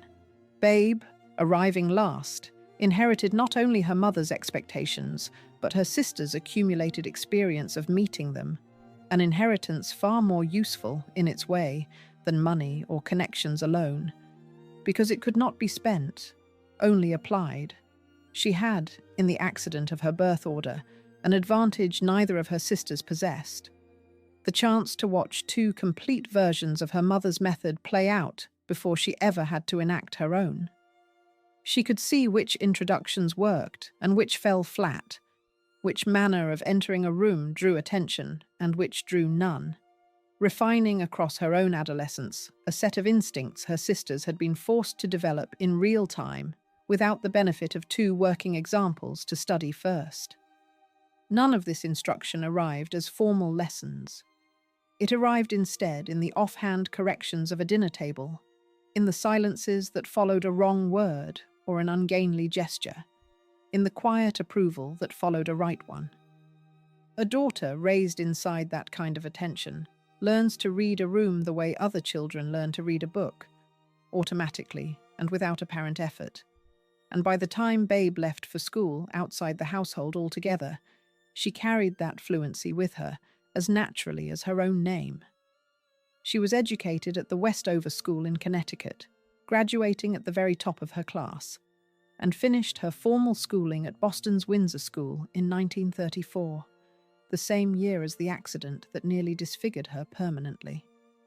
The accident and the graduation arrived in the same 12 months, which meant that the young woman who stepped into her formal debut that October at Boston's Ritz-Carlton Hotel, in front of exactly the audience her mother's entire method existed to convene, was doing so with a rebuilt jaw and a full set of reconstructed front teeth, a fact almost nobody in the receiving line that evening would have been able to detect. The Ritz-Carlton ballroom that October would have been lit, as these events invariably were, to flatter rather than to illuminate, the orchestra positioned to fill silences before they had the chance to become noticeable, the guest list assembled with the same deliberate care that had gone into every other element of the evening. Babe stood in a receiving line built entirely around the presumption of flawlessness, in a dress chosen to draw the eye toward exactly the parts of her the accident had threatened and the surgeons had restored. Whatever private anxiety she carried into that room about her own face, about whether the reconstruction would hold under close inspection or catch the wrong kind of light, went, by every surviving account, entirely undetected. The performance, in other words, worked precisely as her mother's method had always promised it would. By 1935, she had already secured an entry-level position at Glamour magazine, the first real foothold of a career her mother had never particularly planned for, but would not have objected to, given where it eventually led. By 1938, she had moved to Manhattan on her own, and in 1939, she landed a fashion editor's post at Vogue, then the single most influential publication in American fashion. Her rise through that world was rapid and, by the standards of the era, genuinely remarkable for a young woman with no formal training beyond her own eye and her own nerve. And within 2 years, Time magazine would rank her the second best-dressed woman on the entire planet, behind only Wallis Simpson, a ranking that made her, at barely 26 years old, a genuine national figure entirely independent of either her father's medical fame or her mother's marriage machine. The Vogue offices Babe entered in 1939 were not, whatever the finished pages suggested, a glamorous place to spend a working day. They ran on deadlines, on endless small corrections, on the particular tedium of getting a single photograph or a single caption exactly right before it could be allowed anywhere near a reader. What distinguished her there, according to those who worked alongside her, was not simply the eye she brought to a garment or a layout, but the same discipline that had been trained into her since childhood, the capacity to make an enormous amount of preparation, look to anyone outside the room like nothing at all. Fashion editing rewarded precisely the instincts the debutante circuit had spent years refining in her, an eye for what a small adjustment could do to an entire impression, and she moved through the work with a fluency that led colleagues to assume it must have come from years of formal training she never actually received. What almost none of the breathless magazine coverage of her rising style credentials ever mentioned was the surgery that had come first, in a hospital room on Long Island. The most photographed face in American fashion had been, quite literally, rebuilt before it was famous. A fact that sits quietly underneath everything that followed. The wound the perfection was eventually constructed on top of, invisible in every photograph that would later run of her. It would not be the last time in Babe Cushing's life that a carefully maintained public surface concealed something the cameras were never shown. The accident had taught her something no debutante ball ever could, that a flawless appearance was not a natural gift to be simply displayed, but a construction that could be damaged, rebuilt, and maintained through sheer discipline. A lesson that would recur in a far more painful register throughout the rest of her adult life. That the two stories, the surgery and the ascent, ran so close together in time was not something Vogue readers were ever positioned to notice. They were shown the finished image on schedule, month after month, each one seemingly effortless, each one the product of a woman for whom style appeared to be less a discipline than a birthright. Only the family, and perhaps a small circle of doctors on Long Island, understood how much deliberate reconstruction had gone into producing a face capable of carrying that illusion. The rest of the country would spend the better part of a decade admiring the surface without ever being told what lay beneath it. An arrangement that suited Babe Cushing, by every indication, exactly as well as it suited the mother who had raised her to expect nothing less. Chapter 10. A first marriage collapses inside a war.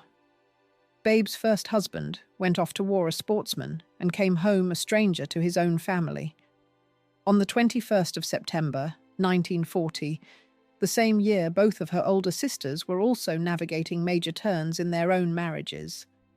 Minnie marrying Astor and Betsey divorcing Roosevelt. Babe married Stanley Grafton Mortimer, Jr., an oil heir and a noted sportsman in his own circle, at a church in East Hampton, New York, in a wedding that carried every appearance of another successful chapter in her mother's long-running project.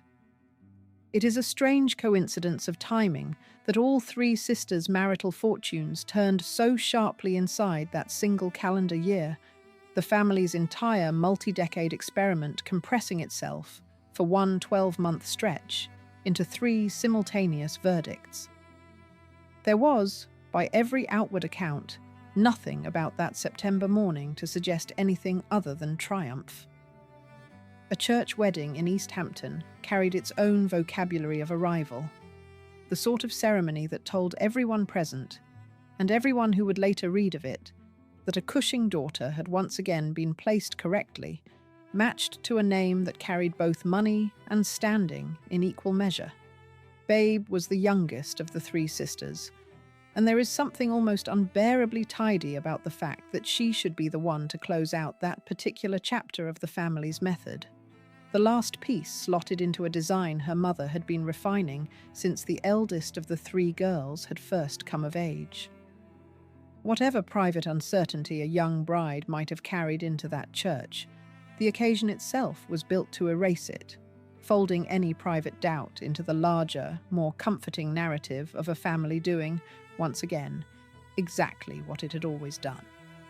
Stanley Mortimer belonged to a world built around inherited wealth and physical accomplishment, the sort of man raised from boyhood to excel at the games and pursuits that marked a certain kind of American gentleman, his fortune resting on oil rather than industry or banking, but carrying the same essential weightlessness, money so old and so settled that it required no explanation and invited no scrutiny.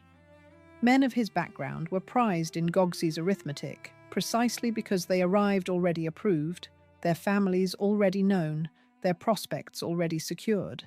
The risk of the match calculated down to almost nothing before the engagement was even announced. For a mother who had spent decades treating marriage as a kind of engineering problem, Stanley Mortimer must have looked, on paper, like the closest thing to a guaranteed result the family had yet produced. The couple had 2 children together in the years that followed, Stanley Grafton Mortimer III, born in 1942, and Amanda J. Mortimer, born in 1944. who would later marry into the Vanderbilt family through her own marriage to Carter Burden, Jr. For a few years, the marriage carried all the outward appearance of yet another successful installment in the family's method. A Cushing daughter married to old oil money, 2 healthy children arriving in quick succession, a settled and photogenic household, exactly like the one Gogsey had spent decades training her daughters to build.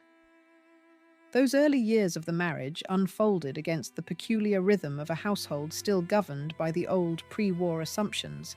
Nurseries staffed and quiet, a husband occupied with his sporting pursuits and his business affairs, a wife managing the visible machinery of a fashionable young family, while the larger world outside their windows moved steadily and then suddenly toward catastrophe. 2 children born within 2 years of one another suggested to anyone watching from the outside a marriage settling comfortably into its expected shape, the anxious first seasons of matrimony giving way to the calmer, more permanent business of raising a family. Nothing in the record of those years hints that Babe herself suspected how briefly that comfortable shape would hold, or that the husband she had married as a sportsman would return from his service abroad, changed in ways no wedding photograph could have anticipated. Mortimer enlisted in the United States Navy in 1943, and the man who eventually came home from the war was not, in any meaningful sense, the one Babe had married 3 years earlier.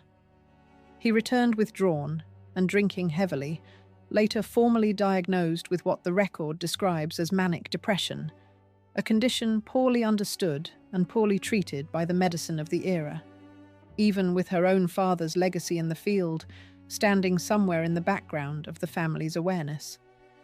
The wider culture of the period offered a young wife almost nothing in the way of language or precedent for what she was living through.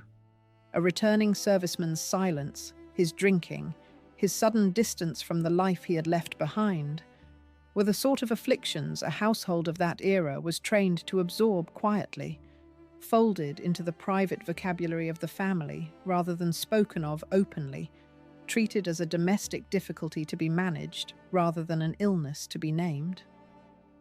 There was no public framework yet for understanding what service had done to men like Mortimer, no accepted diagnosis that could be spoken across a dinner table without shame attaching itself to everyone present, and a young mother of 2 small children was left largely alone to interpret and to endure a transformation that the medical and social institutions around her were simply not equipped to explain.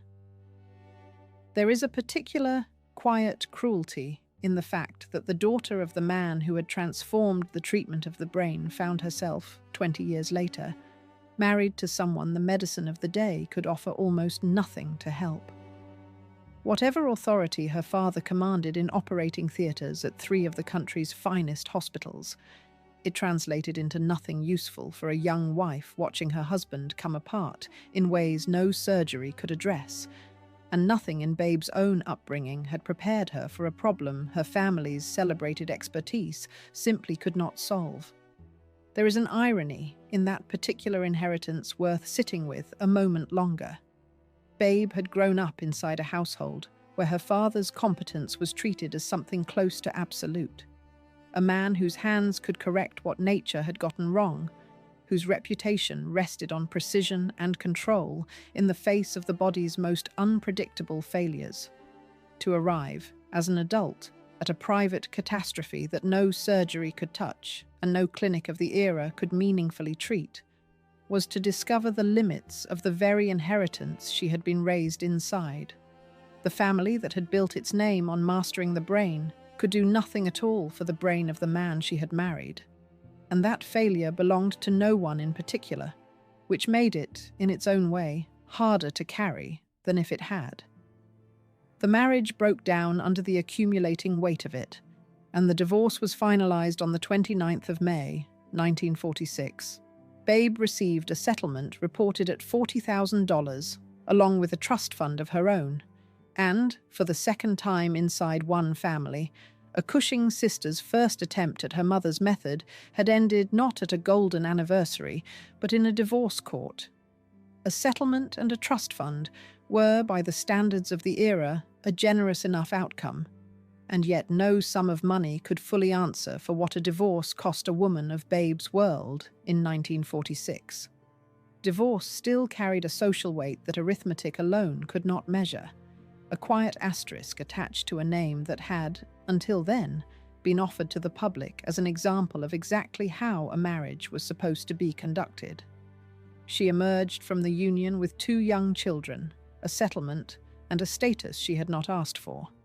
A young divorcee in a social order that had not yet fully made peace with the idea, even as it was becoming, within her own family alone, a pattern rather than an aberration. 2 sisters, 2 failed first marriages, 2 divorces inside a 6-year stretch. Only Betsey's second attempt had, by this point, already proven itself, 4 years into a marriage that showed no signs of the strain that had ended her first.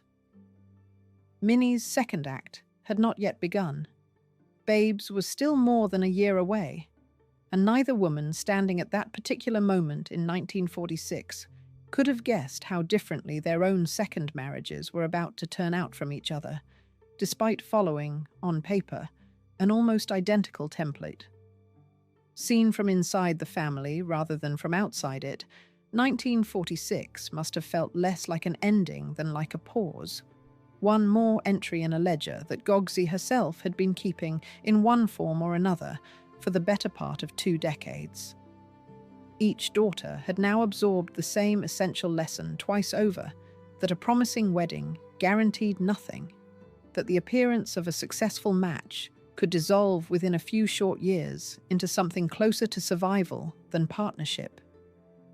Babe had watched one sister navigate exactly this kind of reversal already, Betsey's own divorce still fresh enough in the family's memory to offer a kind of grim reassurance, proof that a failed first marriage was not, in itself, a verdict on a woman's future, only a difficult chapter to be endured before whatever came next. What nobody watching from outside the family in 1946 could have possibly predicted was that this quiet, in many ways ordinary sort of marital failure, a young husband broken by wartime service and an untreated illness, was about to be followed almost immediately by a second marriage that would go on to look, for 3 full decades, like the single greatest success story anywhere in the entire family, and would, in the end, cost its own subject considerably more than either of her sisters' failures had ever cost them. The pattern each sister had already lived through once, a promising wedding, a private deterioration nobody outside the marriage could see, was about to repeat itself in Babe's life on a scale the family had not yet encountered. This time, with no clean exit waiting at the end of it. Chapter 11.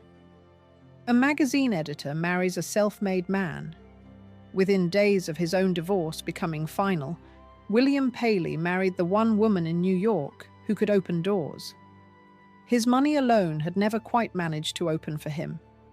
Babe had met Bill Paley, the chairman of CBS, and already, by the mid-1940s, one of the most powerful men in American broadcasting back in 1946, while he was still legally married to his first wife. That first marriage was finally, formally dissolved on the 24th of July, 1947, and within days, Babe and Bill were married themselves. A turnaround so fast it left little doubt, to anyone paying attention, that both parties had already fully decided what they wanted well before the paperwork caught up. The speed itself deserves a closer look, because in a world so carefully bound by mourning periods, engagement announcements, and the slow choreography old New York expected of any respectable marriage, a wedding that followed a divorce decree by mere days was itself a kind of statement. Paley was not a man given to hesitation in any other part of his life, and there is no particular reason to think he treated his own remarriage differently. He had spent 1946 and the first half of 1947 waiting, not wondering, and the courthouse paperwork that finally arrived on the 24th of July of that year was less a starting gun than a formality being cleared out of the way of a decision two people had apparently already made for themselves the better part of a year earlier. Paley had built CBS into one of the dominant forces in American broadcasting almost entirely through his own effort, turning a self-made broadcasting venture over 2 decades into an institution that shaped what tens of millions of Americans watched and heard every single evening. He had, in other words, already achieved a scale of influence that made the Astor and Whitney fortunes look almost old-fashioned by comparison, built on land and inheritance, rather than on the entirely new medium of broadcasting itself. What he had not achieved, and could not simply purchase, was acceptance inside the specific, older layer of New York society that still, in the 1940s, quietly closed its doors to a self-made man of his background. Broadcasting itself was barely a generation old when Paley took hold of it, which made his fortune a different species of wealth entirely from the Astor money or the Whitney money that already anchored the world Babe had been raised inside. There was no inherited radio empire waiting for a Paley heir to inherit, no family seat built up over 3 or 4 generations of careful stewardship. Paley had located an opportunity in a technology most of his own social betters barely understood, had bought into it while it was still small enough to be considered a gamble, and had then spent the better part of 2 decades turning that gamble into something that reached directly into American living rooms every night. It was a fortune built on programming schedules and advertising revenue, rather than on land deeds or dividends passed down through a will, and however enormous the sums involved, that novelty was precisely what kept certain doors closed to him. It is one of the sharper ironies sitting underneath this entire family's story that the fortune built on land, the Astor name Minnie had already left behind by the time Babe married Paley, commanded a kind of automatic social acceptance that Paley's far larger, self-made broadcasting fortune could never quite purchase on its own. Old money opened its own doors without asking. New money, however vast, still needed an introduction, and Babe, whether she fully understood it on her wedding day or not, was about to become that introduction for the rest of her married life. The distinction old New York drew between the 2 kinds of fortune was rarely spoken aloud in so many words, yet it governed nearly everything about who received invitations and who did not. A family that had held its position for 2 or 3 generations was assumed, almost by reflex, to have already absorbed whatever manners and restraint wealth required, while a fortune made within a single lifetime, however large, was treated as a thing still being tested. Paley's money could buy the townhouse, the art, the tickets to the opera, and even a seat on the boards of the charities that old-line families ran. But it could not buy the presumption of belonging that Babe carried into a room simply by being who her mother had raised her to be. That presumption was the one asset Paley's own considerable talents had never been able to manufacture for himself. The arrangement itself, described across multiple biographical accounts with something close to open bluntness, was widely understood by both people involved as a transaction as much as a romance. Paley was self-made, immensely wealthy through his own effort rather than inheritance, and shut out of large parts of the old-line New York social world he badly wanted access to, in part because of the plain anti-Semitism that still ran through much of that world, even as its institutions courted his money for their charities and their glittering annual galas. Babe's name and the social fluency her mother had spent 2 decades carefully engineering into her opened doors that no amount of broadcasting revenue could open on their own. That anti-Semitism rarely announced itself as such. It operated instead through the private mechanics of membership committees, guest lists, and boards, quiet exclusions that left no written record for anyone to point to later. Only a pattern any reasonably attentive observer could trace if they cared to look. Paley could underwrite a hospital wing or a museum gala and receive every public thank you the institution cared to offer, while still finding himself absent from the smaller, unadvertised gatherings where the same families decided among themselves who truly belonged. Money bought gratitude. It did not buy the invitation that mattered most, the one issued casually, without any transaction attached to it at all. And that was the specific gap in his life that marrying into the Cushing name was positioned to close. For Babe, in turn, Paley offered exactly what her mother's entire method had always promised as its ultimate prize: wealth on a scale far beyond anything a doctor's daughter could otherwise have reasonably expected. And, she almost certainly assumed at the time, the security that was supposed to come bundled together with it. It is difficult, looking at the marriage from the outside, to say which party got the better end of the exchange in that first year. Paley got a wife who could walk into any room in New York and be recognized as belonging there. Babe got the largest fortune of any Cushing sisters' marriage to date, attached to a man whose own name, unlike Astor's or Whitney's, he had built almost entirely by himself. They settled first into an apartment at the St. Regis Hotel, styled by the fashionable decorator Billy Baldwin, and then into Kiluna Farm, an 80-acre estate in Manhasset, Long Island, that would go on to become one of the single most photographed private homes in the entire country, host to weekend guest lists that regularly included some of the most famous names in American politics, arts, and industry. In 1957, the couple added Kiluna North, a retreat on Squam Lake in New Hampshire, giving Babe a second household to run with the same exacting standard she applied to the first. 2 children followed within a few years: William Cushing Paley, born in 1948, and Kate Cushing Paley, born in 1950. The latter of whom would grow up to publish a privately printed collection of her father's own photographs decades later, a quiet act of documentation from inside a family that had spent so much of its life being documented by others. Running a household on that scale was itself a form of labor, even if it was labor performed at a considerable remove from any task Babe would have touched with her own hands. A single weekend of guests at Kiluna Farm required a calendar planned weeks in advance, menus coordinated with the same precision Paley brought to a broadcasting schedule, flowers, place settings, and guest room assignments all calibrated to the particular mix of politicians, artists, and industry figures expected to arrive by Friday evening and depart by Sunday afternoon. Babe's gift, the one her mother had spent 2 decades cultivating in her, was making all of that effort disappear behind an appearance of total effortlessness, so that guests experienced only the ease of the weekend and never the machinery that produced it. It was, in its own way, as demanding a discipline as anything Paley practiced at the network he ran.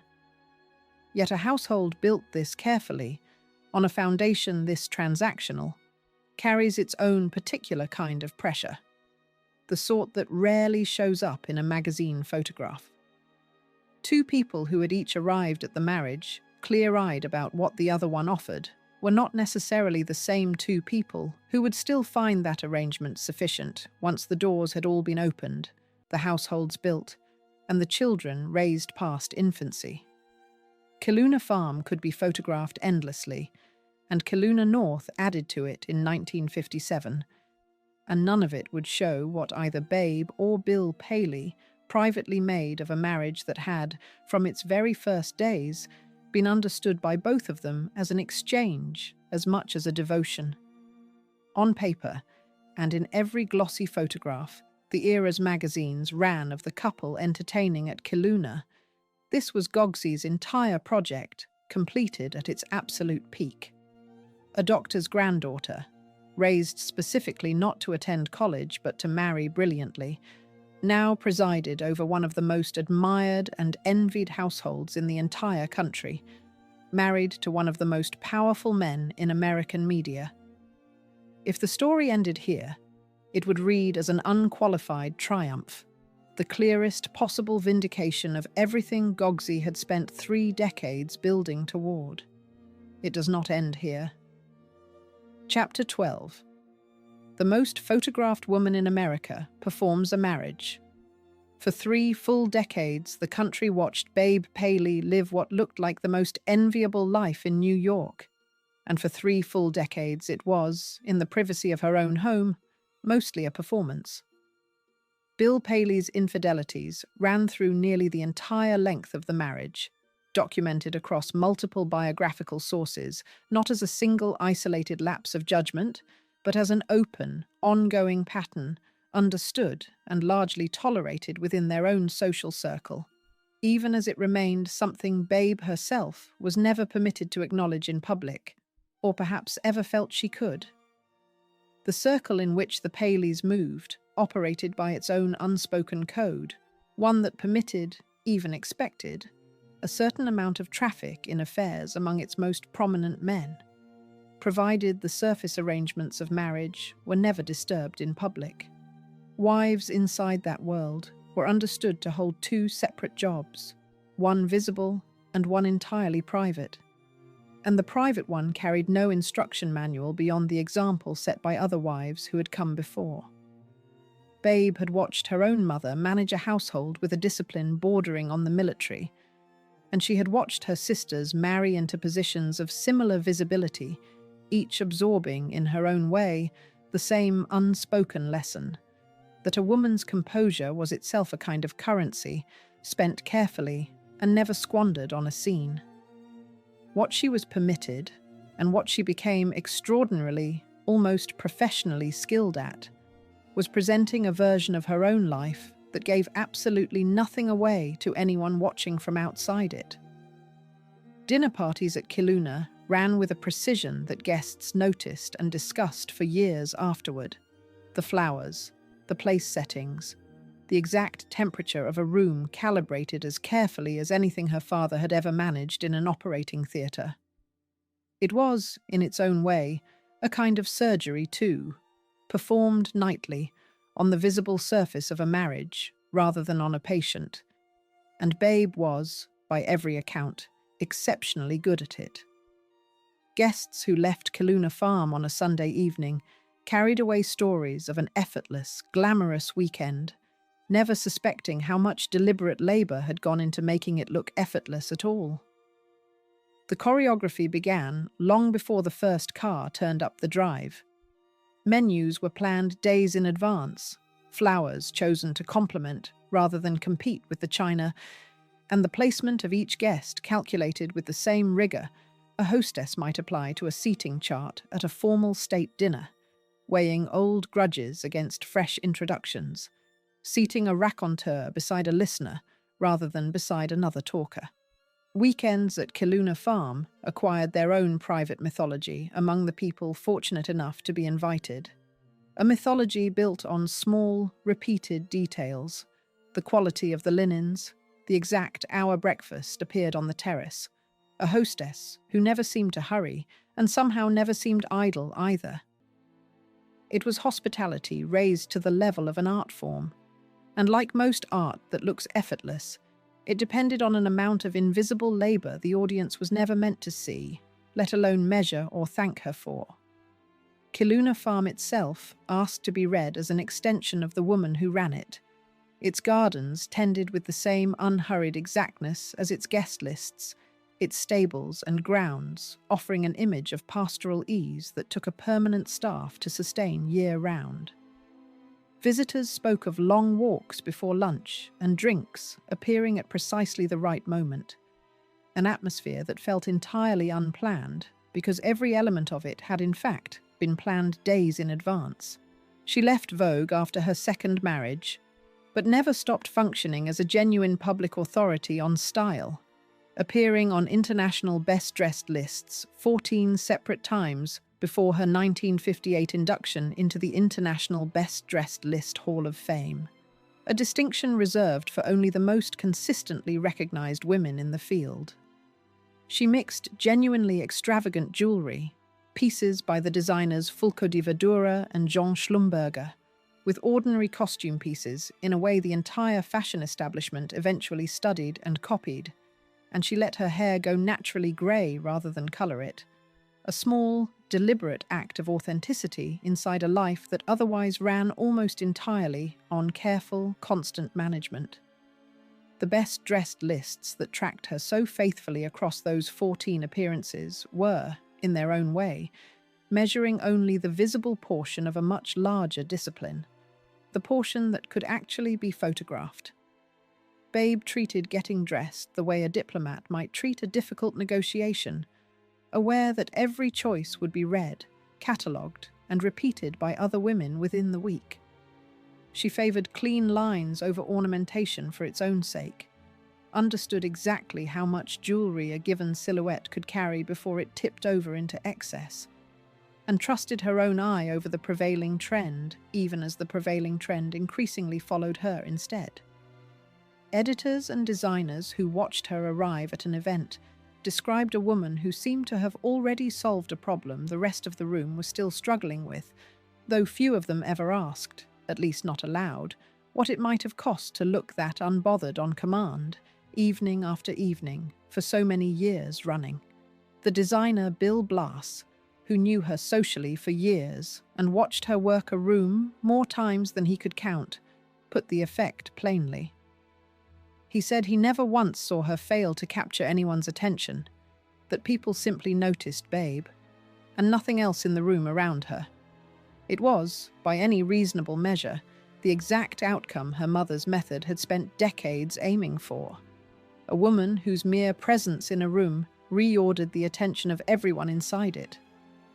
What the method had never accounted for was what such a presence actually costs to maintain, night after night, year after year, for 3 straight decades, without ever once being permitted to visibly falter.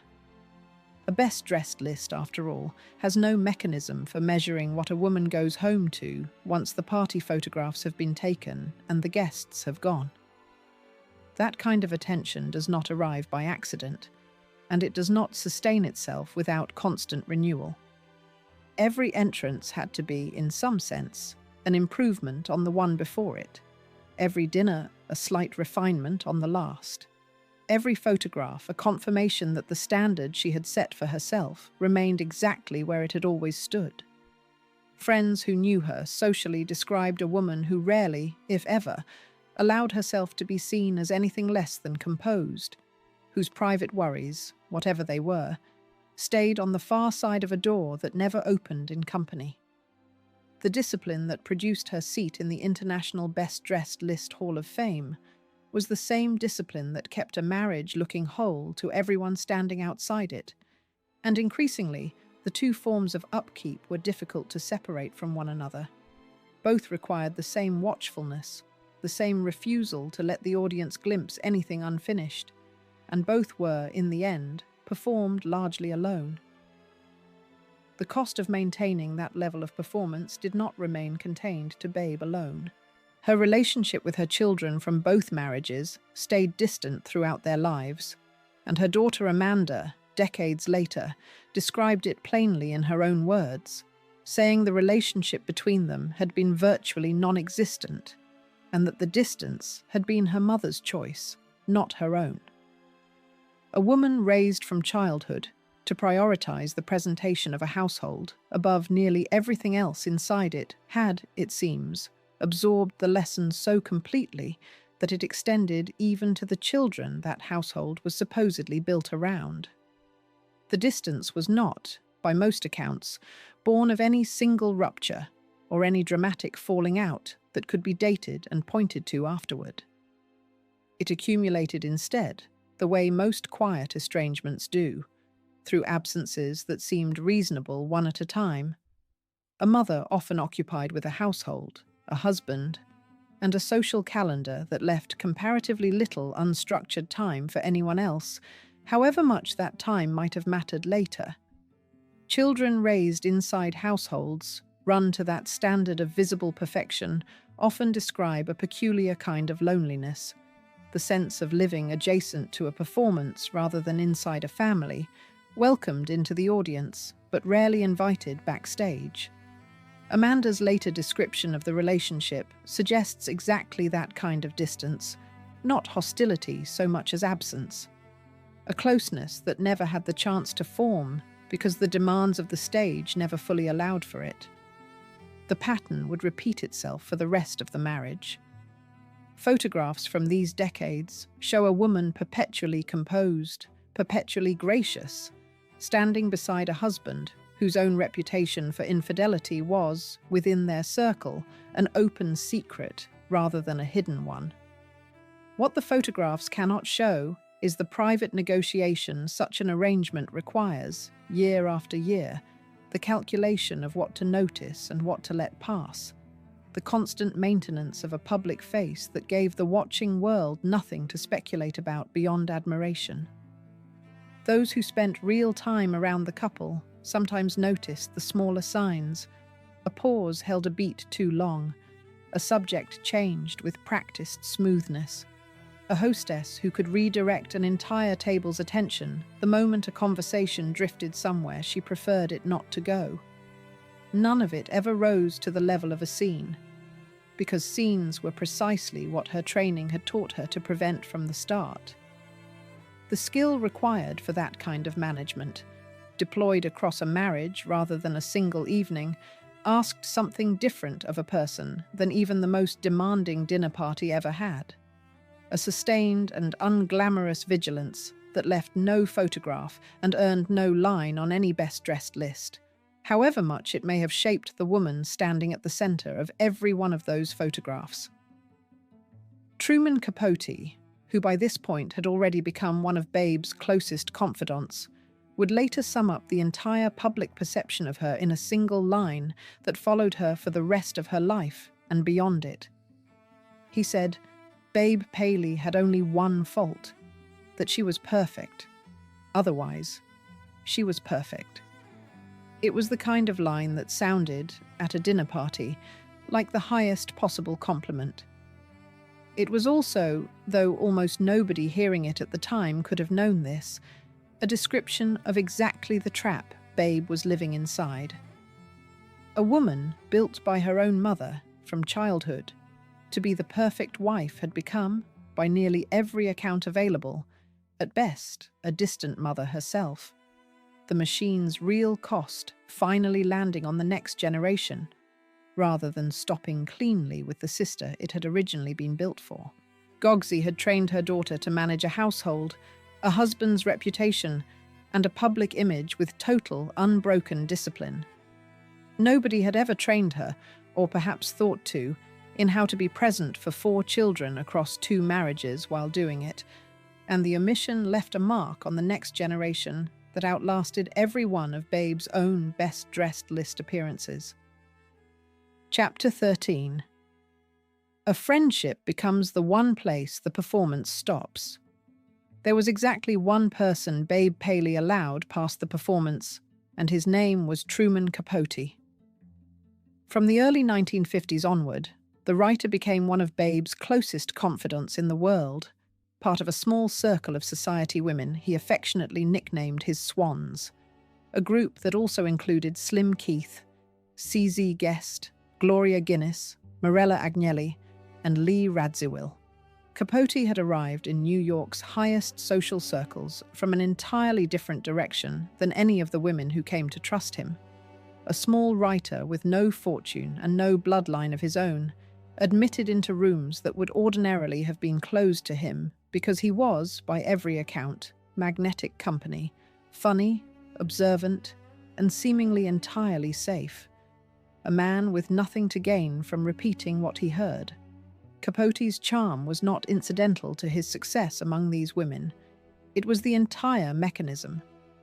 He arrived at lunch armed with an inexhaustible store of gossip, mimicry, and pure narrative instinct, able to turn an ordinary afternoon into something closer to theatre, and the effect on women who had spent their whole lives being performed at rather than performed for was, by every surviving account, immediate and total.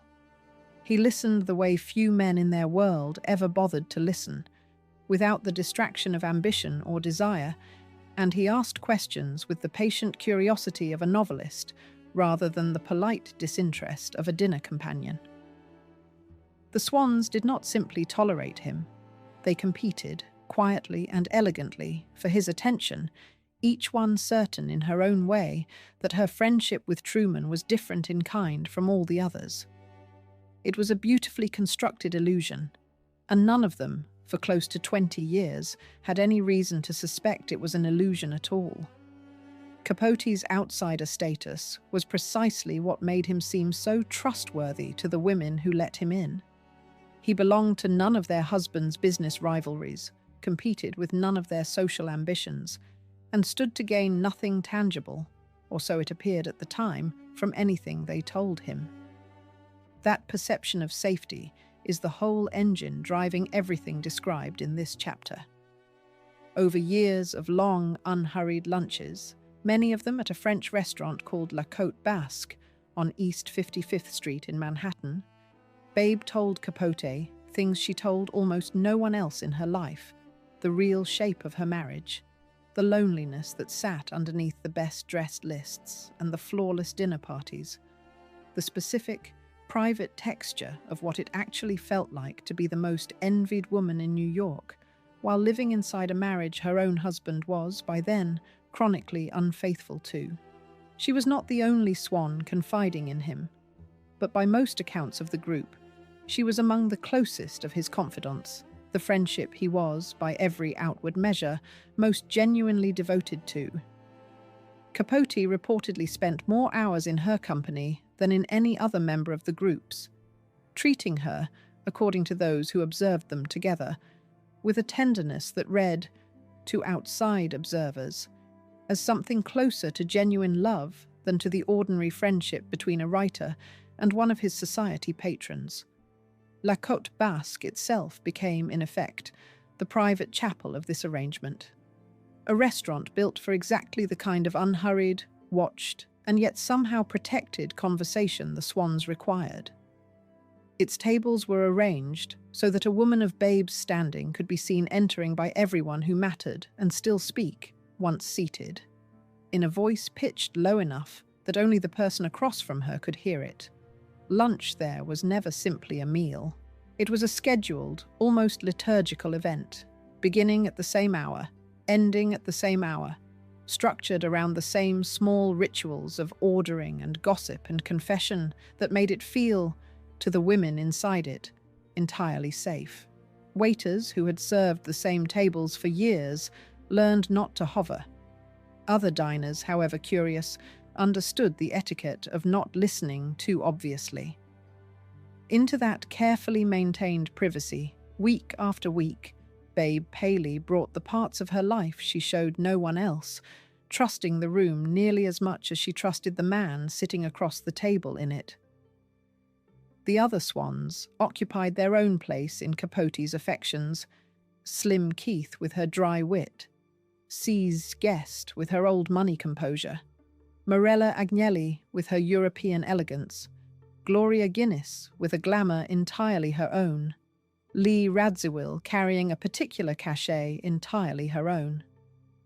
But it was Babe, by nearly every account of the group's internal dynamics, who occupied the centre. She was the swan Capote introduced other people to first, the friendship he referenced most often in his own correspondence, the confidence he seemed, for close to 2 decades, least likely of all to ever betray. Her position at the centre of the group was not simply a matter of Capote's personal preference. It reflected something closer to hierarchy within the flock itself.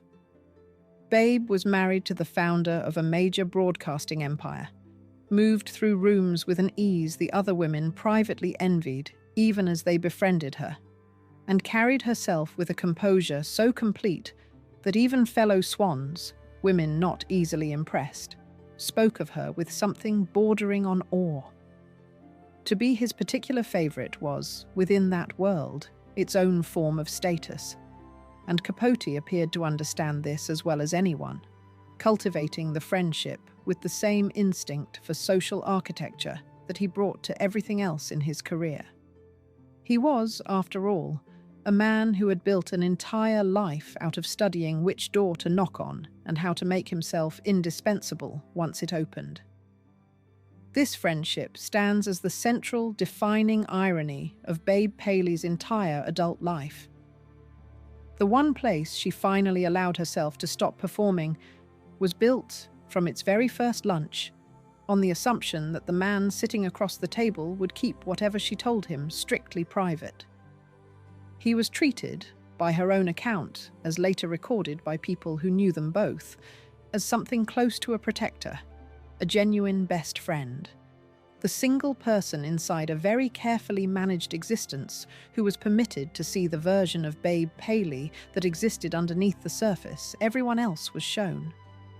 There was, in the specific shape of this friendship, something the era itself made possible.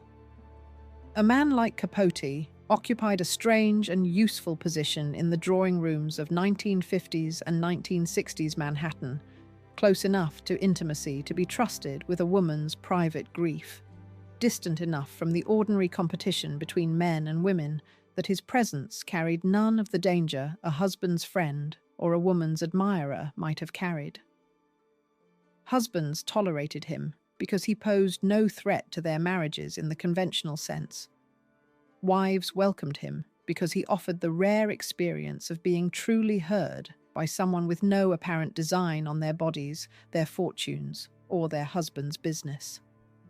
Babe Paley, raised from girlhood to manage the impression she made on every person in every room, had perhaps never before encountered a relationship that asked nothing of her performance at all. Whatever she said to Truman Capote across a table at La Côte Basque, she said it, for the first time in her adult life, without calculating how it would be received. Consider what that arrangement actually required of her. Every other room Babe Paley entered for 30 years demanded the finished performance, the perfect table, the composed face, the marriage presented as seamless, regardless of what was happening inside it. Only at those lunches, across from a man with no fortune of his own to threaten and no bloodline to compete with, could she set the performance down entirely. It is not difficult to understand why that relief would have felt, to a woman who had been performing since childhood, like the truest friendship of her adult life. None of this seemed like danger at the time, since Capote was, by then, one of the most celebrated writers in America, a man whose talent was not in question and whose social gifts seemed, if anything, to confirm rather than undercut his seriousness as an artist. Society itself had a way of prizing a writer's presence at its table, the same way it prized a fine painting or a carefully chosen guest list, evidence of taste rather than a source of danger. Nobody around that table at La Côte Basque appears to have paused, across all those years of lunches, to ask what a novelist eventually does with the material closest at hand, or to wonder whether the same eye that made him such extraordinary company might, in time, turn itself on the room that had welcomed him. All the while, Capote was doing something else with what he heard, something none of the women trusting him with their private lives fully understood until it was already too late to stop. He was a working novelist between major books, struggling for years to complete the sprawling social novel he had promised his publisher, and the material his swans handed him across a decade of confidential lunches was, to a writer's eye, simply the best material available anywhere in New York, unguarded, specific, and utterly unavailable to any other writer working the same social terrain. That trust, freely given over the better part of 2 decades, would prove to be the single most expensive thing Babe Paley ever handed to another human being. Nothing in her mother's careful training had prepared her for the particular danger of a friend who listened as well as Truman Capote did, precisely because nothing in the entire method Gogsey had built was designed to guard against betrayal from inside the one relationship where Babe had finally, deliberately, let her guard all the way down. Seen from a distance of decades, the friendship reads less as a simple betrayal than as a collision between two different definitions of intimacy. Hers built on discretion and his built on disclosure, each convinced for years that the other understood the terms. Babe Paley had spent her entire life mastering the art of being watched without ever being truly seen, and in Truman Capote she believed, for a long and genuinely happy stretch of years, that she had finally found the one observer who wanted nothing from the sight but her company. The tragedy embedded in that belief would not announce itself at any single lunch or in any single confidence. It simply accumulated, meal after meal, year after year, inside the quiet and entirely reasonable assumption that a friend who listened so well must also, surely, know how to keep still. Chapter 14. The confidence is printed for the whole country to read. In November of 1975, Truman Capote published the exact shape of Babe Paley's private humiliation and called it fiction. Esquire ran an 11,000-word excerpt from Capote's long, unfinished novel, Answered Prayers, under the title La Côte Basque, 1965, built around a barely disguised lunch scene, set at the very restaurant where he and Babe had spent years of confidential conversation together. A character named Cleo Dillon, described in the piece as the most beautiful creature alive, was transparently, unmistakably Babe, and the story detailed her husband's infidelities in specific, humiliating, entirely recognizable terms, alongside similarly thin disguises of other real society figures, including material that gestured directly toward the notorious 1955 Anne Woodward shooting scandal and other named affairs circulating within their own shared social world at the time. The choice of restaurant for a title was not incidental, and it was certainly not gentle. La Côte Basque had functioned for years as something closer to a private chapel than a public dining room for the women who lunched there, a place where the china was fine enough and the tables spaced far enough apart that a confession could be lowered to a murmur and still feel safe. Capote, naming it outright, printing its actual name above a story built from actual confidences, told any reader who knew the room exactly where to stand while imagining the scene, and told every woman who had ever sat at one of those tables that nowhere she had trusted was, in fact, private at all. The restaurant survived the piece. The idea of it as a sanctuary did not. Capote had spent nearly 2 decades cultivating precisely the kind of access that made a piece like this possible. He called the women who admitted him into their innermost circle his swans, a small constellation of the era's most photographed, most envied wives, Babe chief among them, and he had earned his place beside them not through birth or money, but through a rare and apparently genuine gift for intimacy, the sort of listening that made a woman feel, for the length of a lunch, entirely understood. He was small, strange-looking, openly and unapologetically himself, in rooms that rewarded almost nobody for being unapologetically anything, and the swans had taken him in anyway, had let him closer than they let their own husbands, because he seemed to want nothing from them except their company and their stories. That, it turned out, was not quite true. Answered Prayers had been conceived as something far larger than a single scandalous excerpt, Capote's own declared ambition being nothing less than an American answer to Proust, a sweeping social novel that would anatomize the entire world of wealth and appearance he had spent his career being invited into.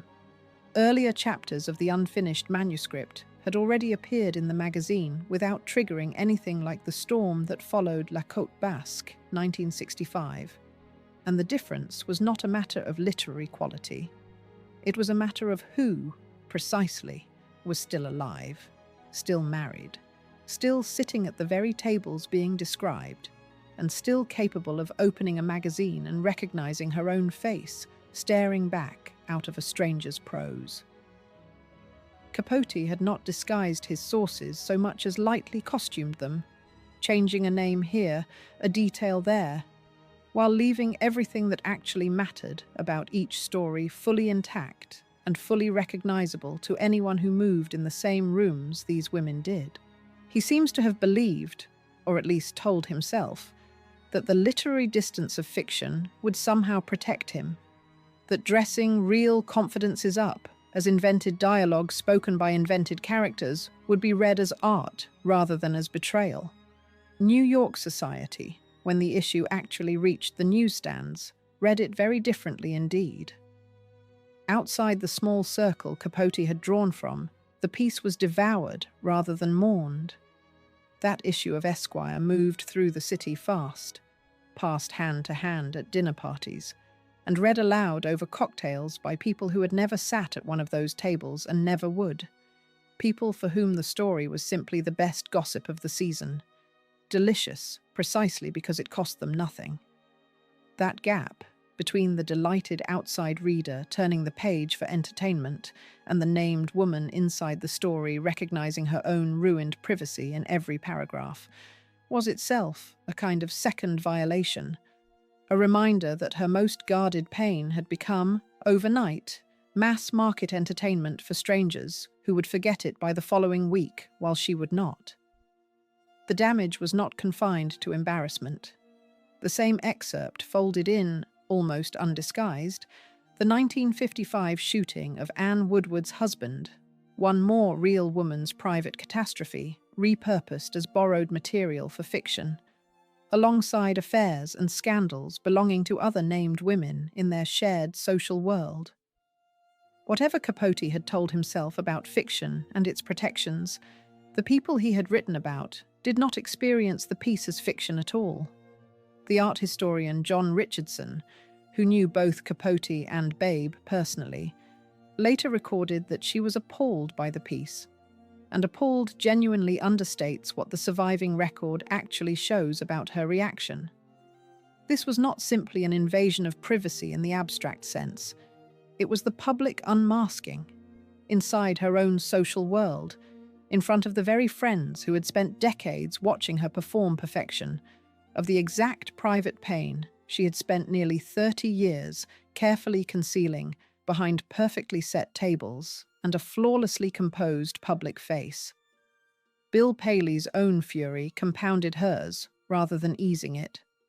He too appeared in the excerpt, his infidelities laid out with enough specificity that the men in his own boardroom could read between the thinnest of lines, and a humiliation that Babe had spent her marriage absorbing privately, alone, in silence, was suddenly a humiliation the two of them were forced to share in public, discussed at the same dinner tables where she had once presided as the undisputed arbiter of taste.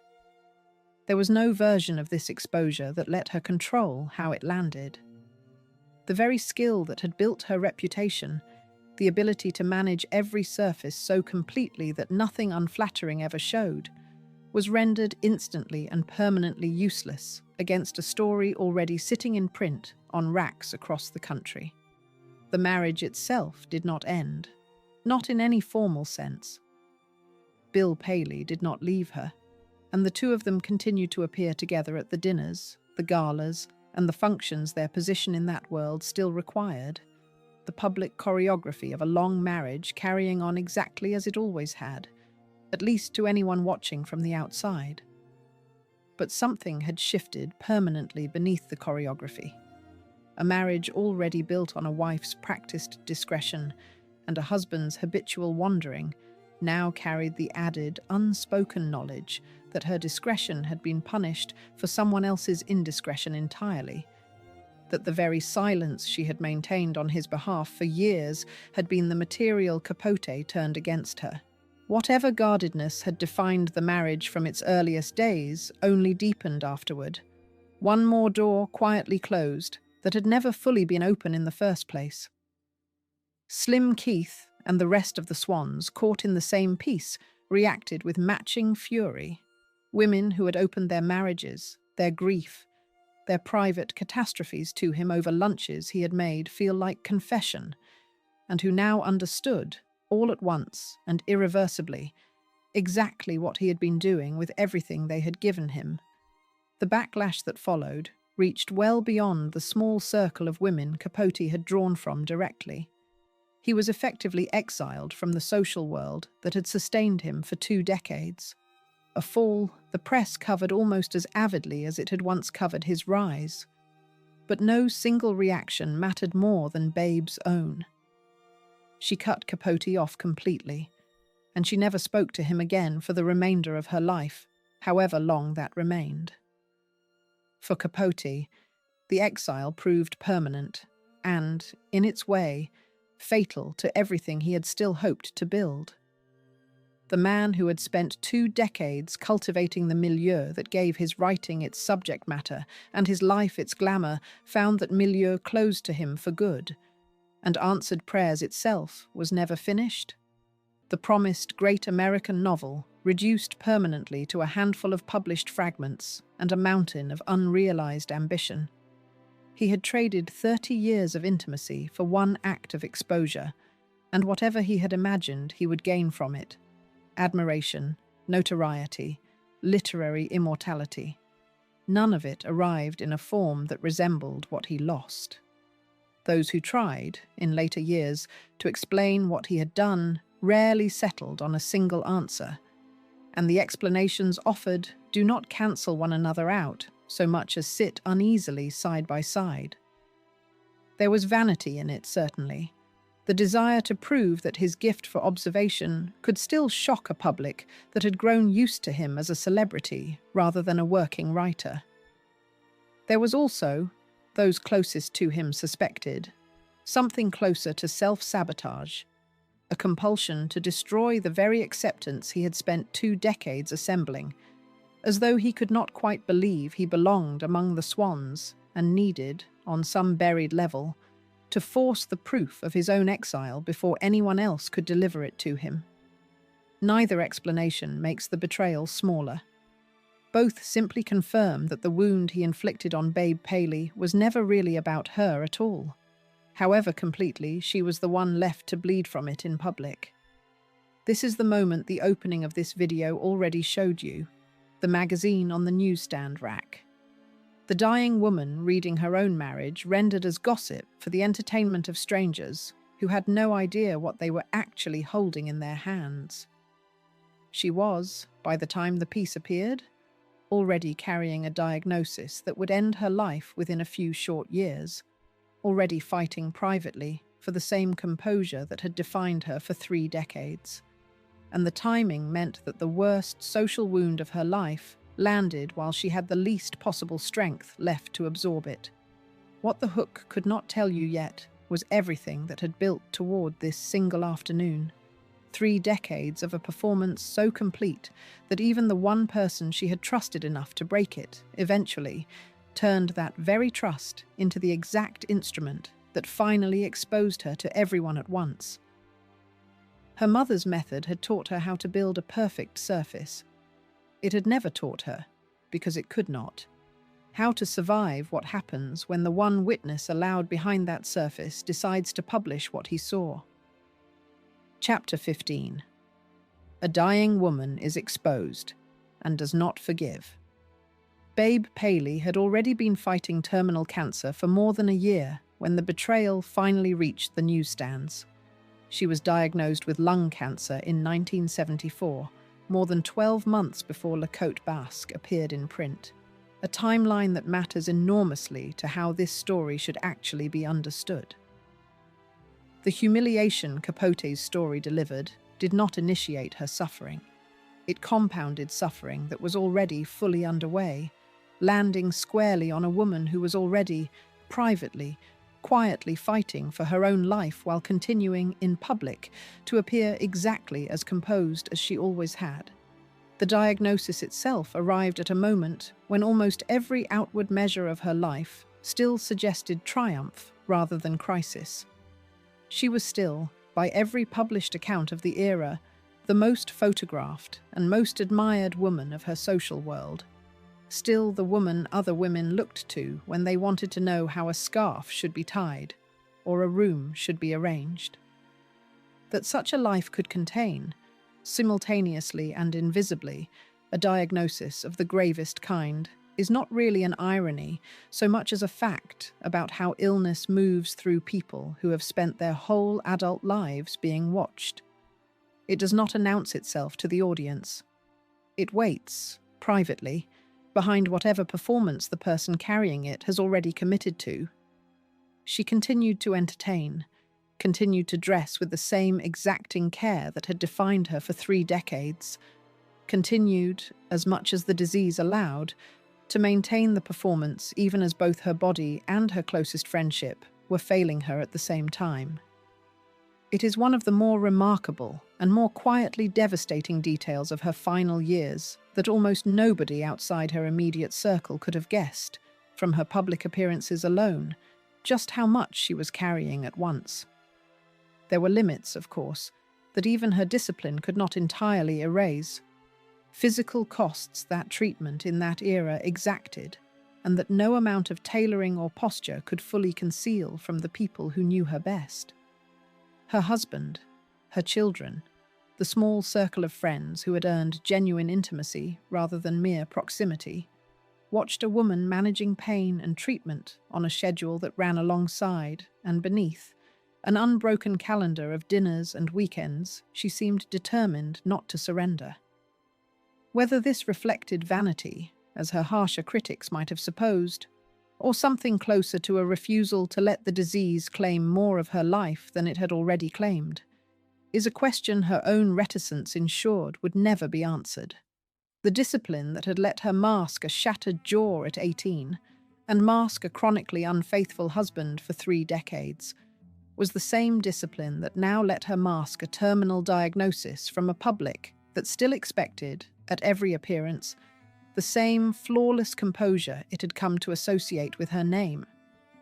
There is something almost unbearable in the symmetry of it, a life spent perfecting the art of appearing untouched, called upon one final time to conceal the one thing that finally could not be managed away.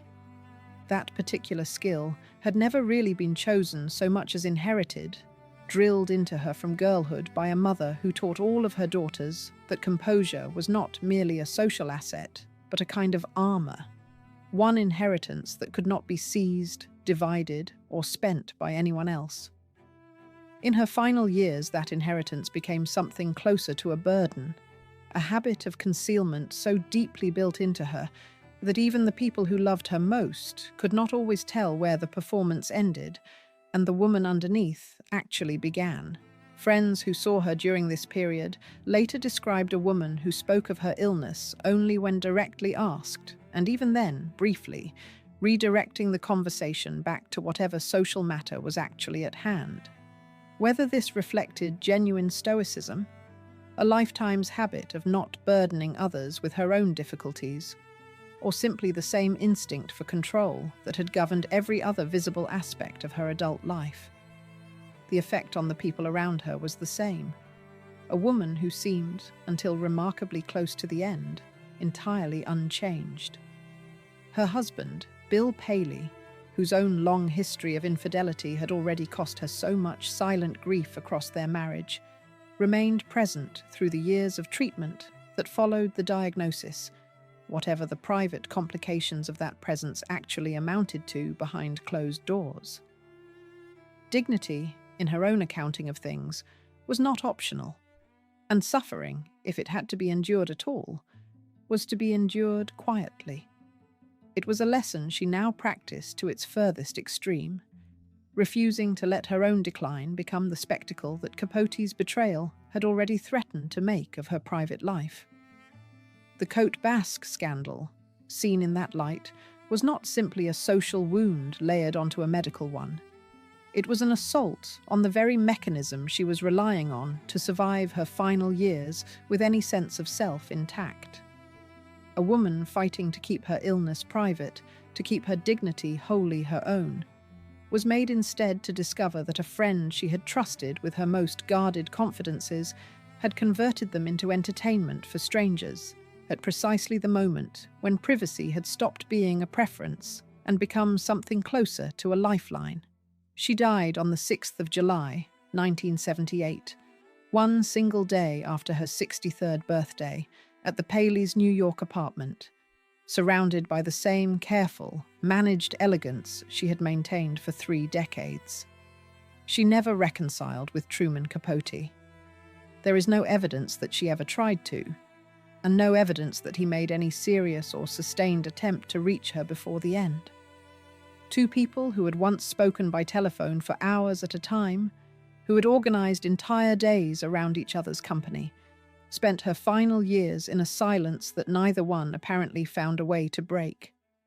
It is tempting, at a distance, to imagine what a final conversation between them might have contained, an apology offered and accepted.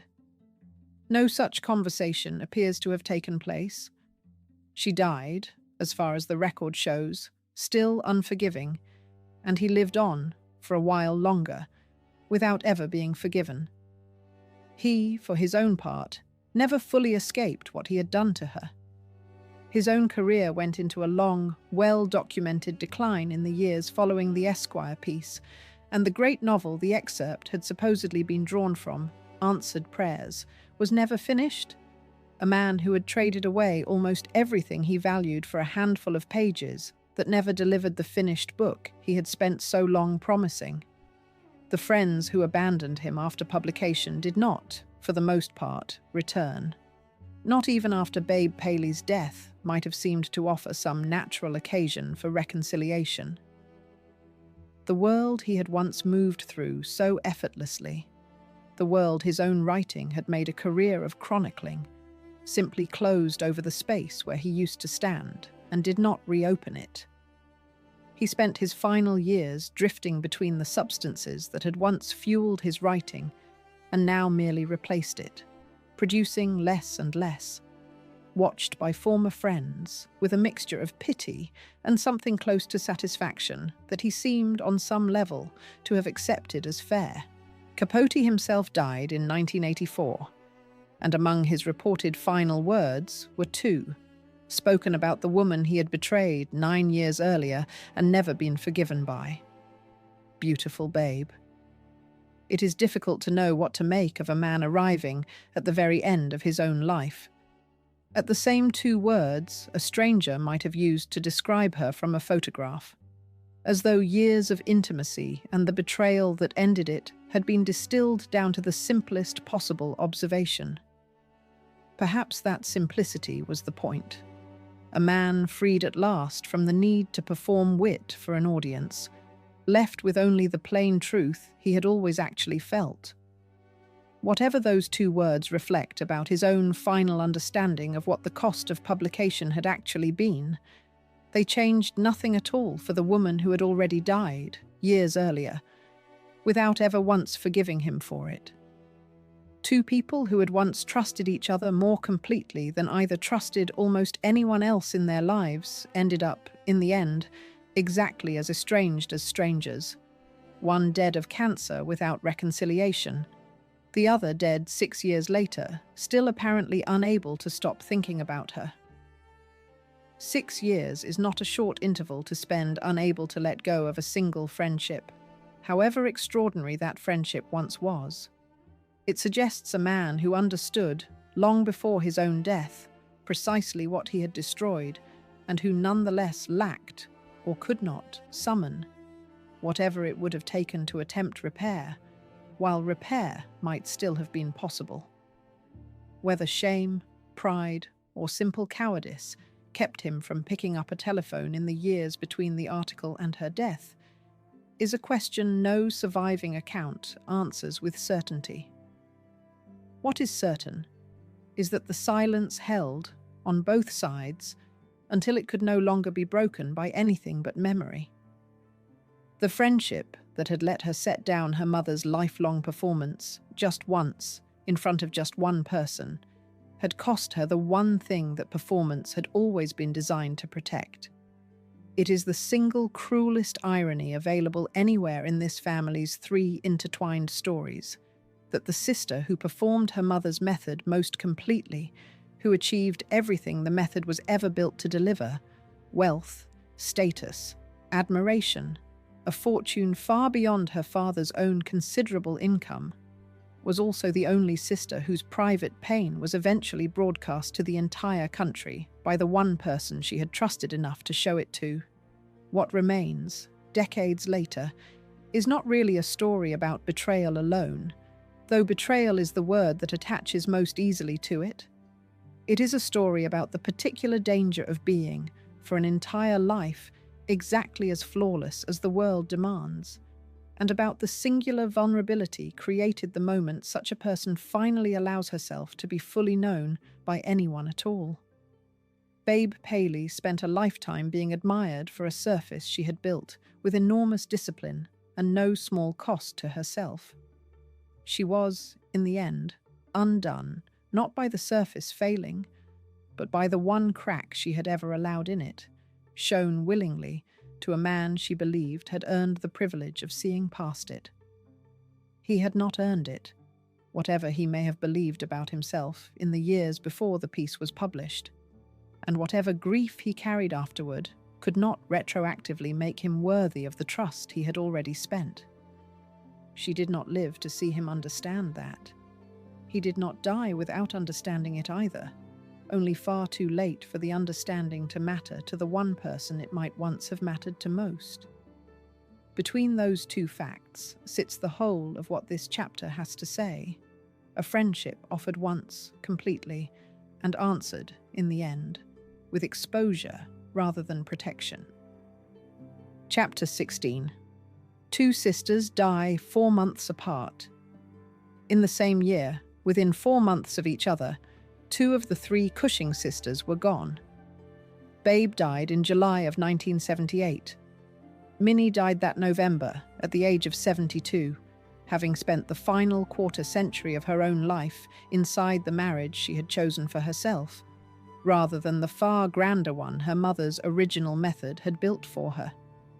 2 of the 3 daughters Gogsey had raised specifically to secure their futures through marriage were dead within the very same calendar year, one from a disease that had nothing whatsoever to do with any husband she had ever had, and one having already, decades earlier, walked calmly away from the marriage her mother would have called, without hesitation, her single greatest triumph.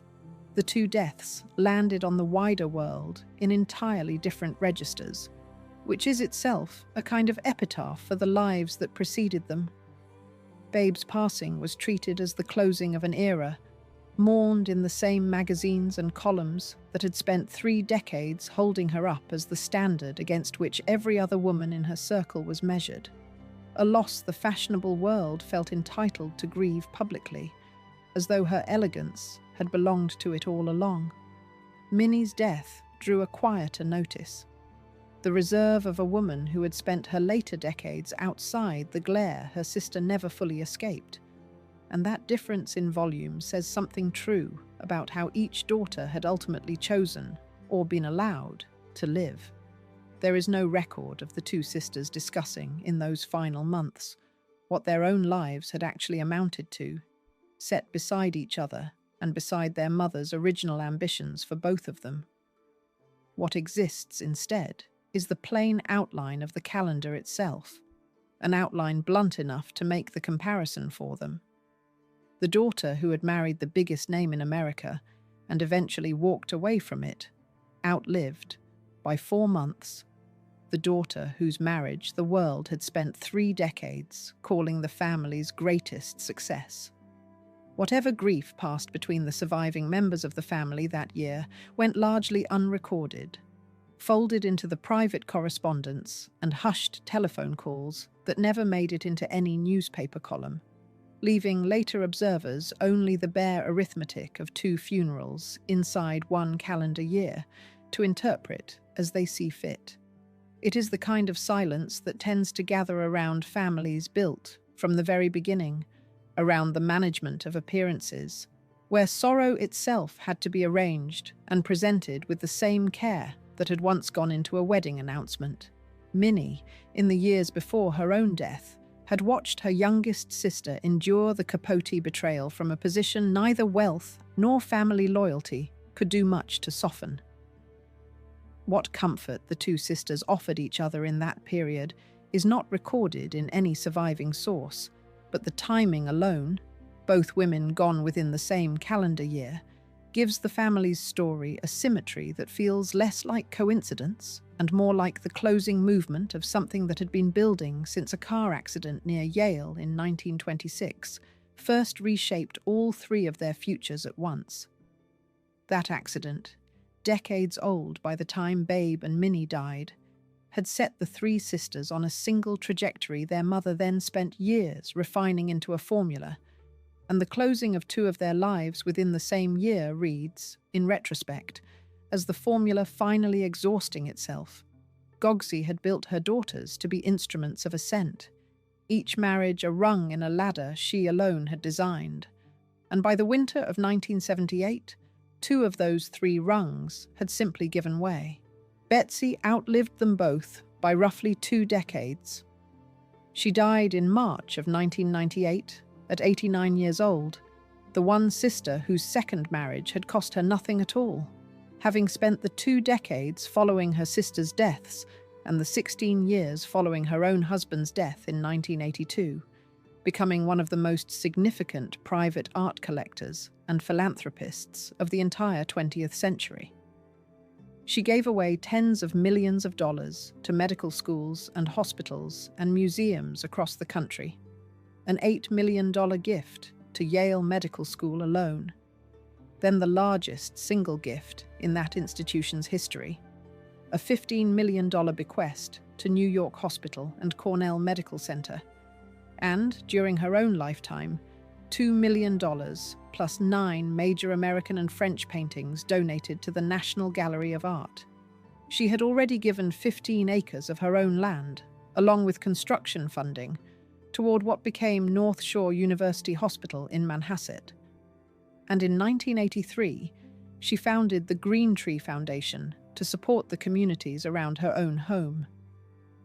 There is something almost deliberate in the shape those 2 final decades took, as though the years of widowhood, once the last of the marriages that had defined her generation of the family, were finally behind her, freed something in Betsey that had been waiting for the room to express itself.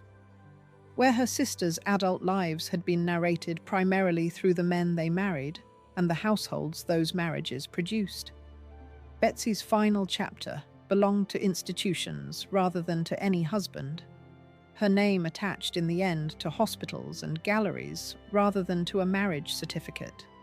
A reversal that neither Gogsey nor the society pages of the 1930s could have anticipated when the three sisters were first being introduced into the world their mother had built for them. Forbes estimated her personal fortune at $700 million in 1990, the year of the record-breaking sale. That sale itself deserves its own moment of attention. In 1990, she set an outright auction record when her Renoir, Bal au Moulin de la Galette, Montmartre, sold at Sotheby's for $78,100,000, then the highest price ever paid for an impressionist painting at auction, and the second highest price ever paid for any single work of art. When her full collection was sold the following year, after her own death, it brought in $128,300,000, described at the time by the auction house itself as the second highest single-owner sale in the entire history of the medium, and her estate gave 8 more major paintings to the National Gallery, works by Van Gogh, Toulouse-Lautrec, Matisse, Braque, and Dufy among them.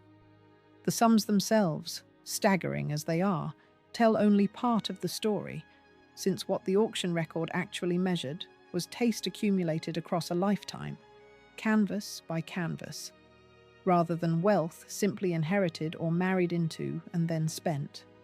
Every other fortune the three sisters had touched across their lives had arrived by way of a husband's name on a deed or a trust. But the paintings on the walls of Betsey's own home had been chosen by her, acquired under her own judgment over decades, and the record price they eventually fetched belonged, in the most literal sense, to her alone.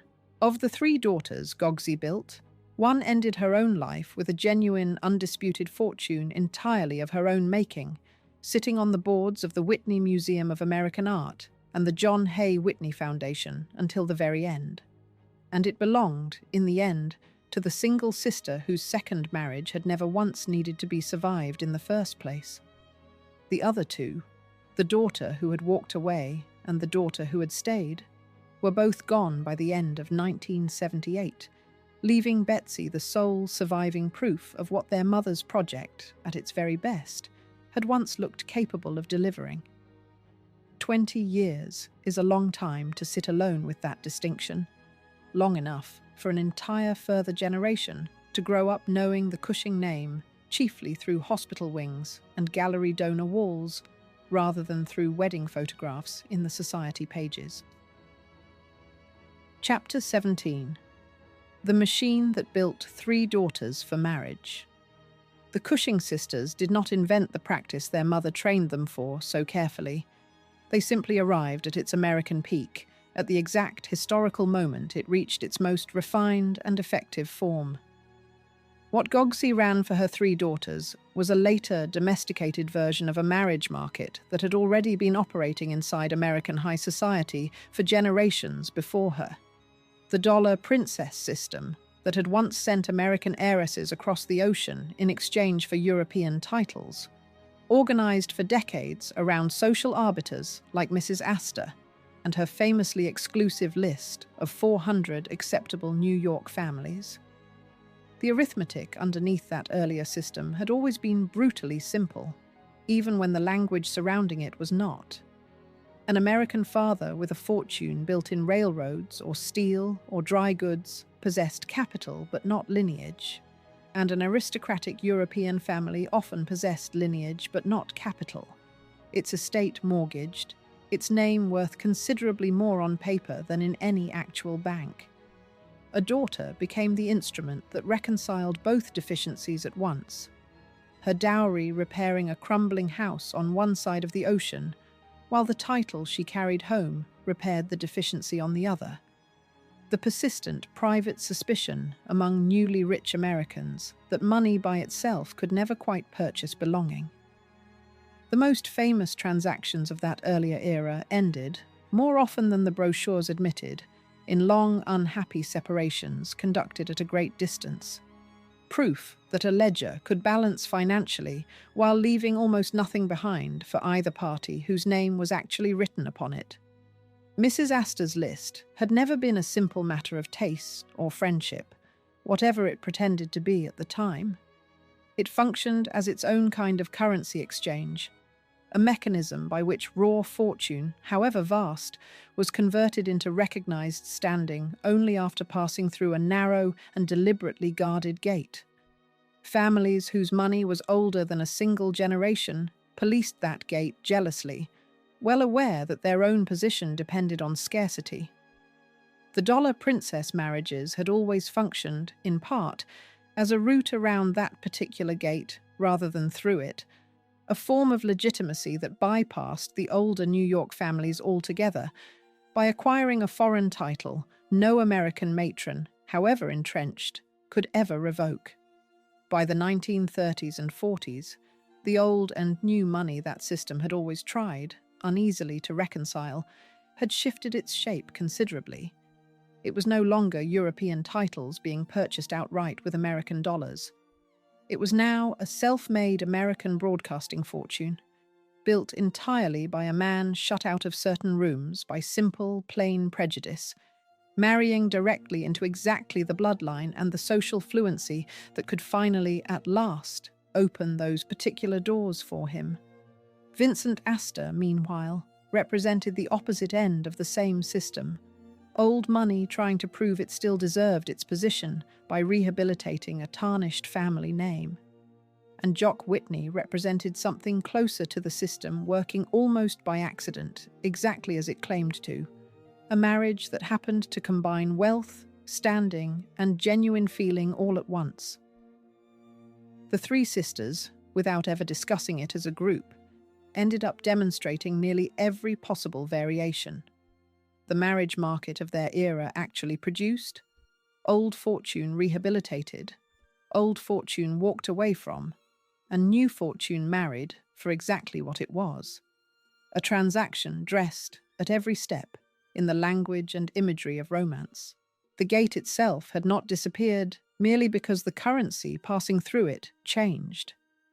Exclusion on the grounds of origin operated by the middle of the 20th century with exactly the same quiet efficiency prejudice always operates with, unwritten, unspoken, and nonetheless absolute in its effect.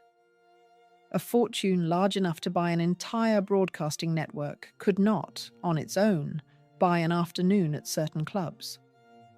What could buy it, eventually, was a wife whose own name already sat comfortably inside those rooms, which made the marriage itself a form of capital conversion nearly identical in structure to the dollar princess transactions of the previous century, only conducted now within the borders of a single country and dressed in considerably softer language. None of this would have surprised the generation of mothers who came before Gogsey. The dollar princess system she was operating a later domesticated version of had already produced its own famous casualties by the time she began arranging her daughters' introductions. Women who married impressive titles and found the marriages themselves considerably less impressive once the ceremony was over. The romantic language draped over these arrangements had always existed alongside a far more transactional understanding operating underneath it, one that mothers like Gogsey discussed frankly among themselves, even while insisting, in public, that feeling alone had decided the match. What made the Cushing sisters' story distinct was not the system itself, which was by then a century old, but the fact that all three variations played out inside a single family, under a single method, at nearly the same historical moment. Coverture, the old legal doctrine that had once folded a married woman's entire legal identity completely into her husband's, was long gone from American law by the time any of the three sisters actually married. Under that doctrine, a wife had once been unable, in the strictest reading of it, to hold property in her own name, to sign a binding contract, or to keep wages she herself had earned, her civil existence suspended for the duration of the marriage and folded into her husband's. Decades of piecemeal reform, state by state, had dismantled the doctrine's formal legal machinery well before any Cushing daughter walked down an aisle. Its social residue, however, was not gone at all. A woman's chief documented achievement in the newspapers and in the family conversations that actually measured these things year after year remained overwhelmingly a question of whom she had married, regardless of whatever she went on to build afterward with her own two hands. Whether that was an art salon drawing Leonard Bernstein and Tennessee Williams through her own rooms, or a fortune in her own name, large enough to set outright records at Sotheby's. The law had released its grip on a married woman's identity, in other words, well before society consented to release its own. A signature on a deed was one form of personhood, the kind that could be legislated into existence by an act of a state assembly, and a name printed first in a headline was another, considerably harder kind, the sort that survived every reform precisely because it lived in habits of attention rather than in statute books. The Cushing sisters were free, in the fullest legal sense, to own property and build reputations entirely of their own, and each of them did exactly that in her own way.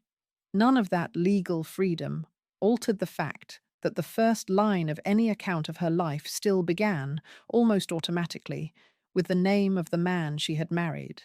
That same residue continued to govern how the press and the family itself measured each sister's life for decades after any court would have recognized coverture as law.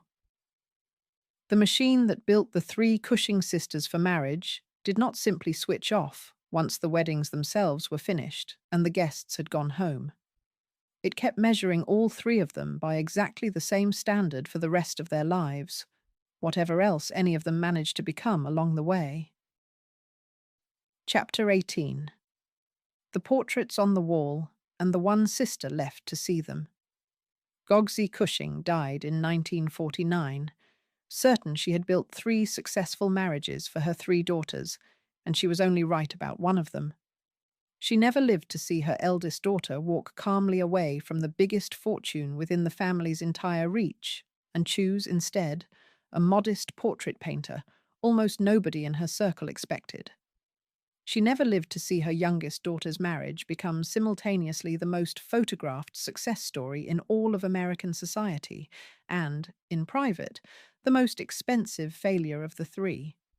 And she never lived to see her middle daughter, the one match she had arranged with by far the least visible ambition attached to it, turn out to be the only one of her three lifelong investments that actually paid out exactly what it had promised, in genuine feeling as well as in fortune. Gogsey's method, if it can even be called a method, rested on a single unexamined assumption handed down from her own mother before her, and from that mother's mother before that. The assumption was simple, and it was almost never spoken aloud because it did not need to be. Secure the right man at the altar, and the rest of a woman's happiness would follow automatically, the way furniture follows naturally from the purchase of a house. It was the operating logic of the entire class Gogsey belonged to, a class that trained its daughters to treat courtship as the whole of the labour and everything that came after the ceremony as mere upkeep, a matter of maintenance rather than of choice. Babe, Betsey, and Minnie were raised inside that logic so completely and so early that none of them, for years, thought to question whether it was actually true.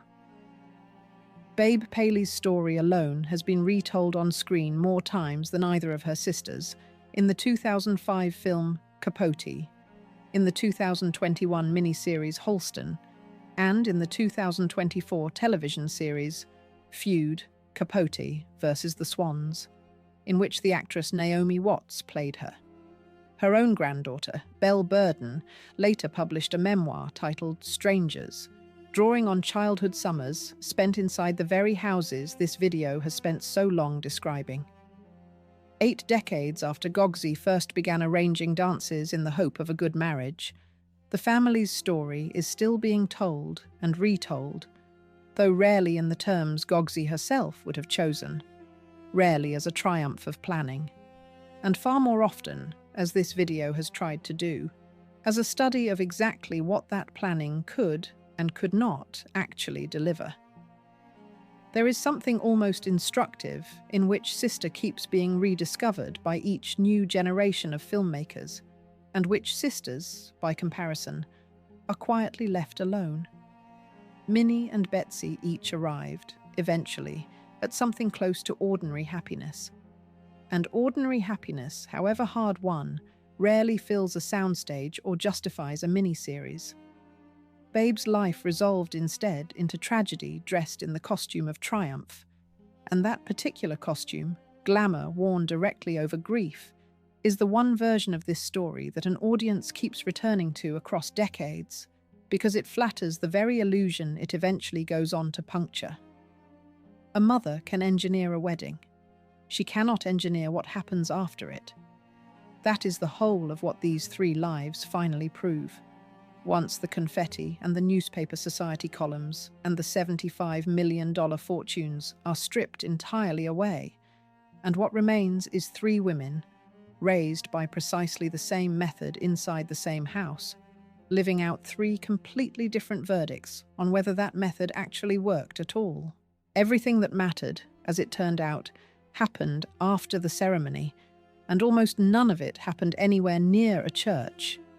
It happened in the private hours no photographer was ever invited into, in the small daily choices about whose feelings would be managed and whose would be indulged, in the quiet, unglamorous arithmetic of who was permitted to be honest inside a marriage, and who was expected only to be beautiful inside it. Gogsey could stand at the end of an aisle, watch a ring go onto a finger, and consider the job finished. The job, in every case that counted, had not yet even begun. Run the ledger one final time. Minnie, married into the biggest fortune in the family's reach, and freed herself from it. Betsey, married for love almost by accident, and kept it for 40 years. Babe, married for exactly what her mother always said mattered most, and paid for every single piece of it, in a currency her mother's method had never once thought to account for. It is the peculiar arithmetic of the whole story that the sister with the least money attached to her marriage ended up, in the end, with the most freedom, while the sister with the most money attached to hers ended up with almost none that mattered, at least not in the private hours when no camera was running. Wealth, inside the Cushing household, had never really been sold to the daughters as a road toward freedom. It had been sold as a road toward a certain kind of visibility instead, and visibility and freedom, whatever their surface resemblance, were not actually the same purchase. However similar they looked from a distance, wrapped in the same silk and photographed beneath the same chandeliers. None of the three would likely have described their own lives in quite these terms while they were living them. Minnie did not think of her divorce as a triumph while she was living through it, only as a decision she needed to make. Betsey did not think of her marriage as an exception to a family rule, only as the life she happened to end up in. And Babe almost certainly did not think of her own perfection as a trap while she was building it, year after year, dinner party after dinner party, only as the life her mother had taught her a woman in her position was supposed to want. It is only from this distance, with all three lives laid end to end, that the pattern becomes visible at all. That is, perhaps, the quiet and almost merciful cost of living a life forward instead of reading it backward as a biography. Nobody has to watch her own pattern assemble itself while she is still standing inside it. Gogsey herself did not live long enough to watch the pattern finish forming either, and there is a version of this story in which that timing counts as its own small kindness, sparing a mother the sight of exactly how her three careful, lifelong investments would ultimately be repaid, and at what rate of interest. This story opened on an issue of Esquire landing on newsstands across the country, carrying inside it the exact shape of one woman's private humiliation, printed for a nation of readers as though it were simply the season's best gossip. At the time this video first described that magazine, it looked like the opening line of an inventory of triumphs already undone. It reads differently now, at the very end of that inventory, once the marriages have been counted alongside the divorces and the deaths, once the 40 years of one plain, uncelebrated happiness have been set down quietly in the middle of all that noise.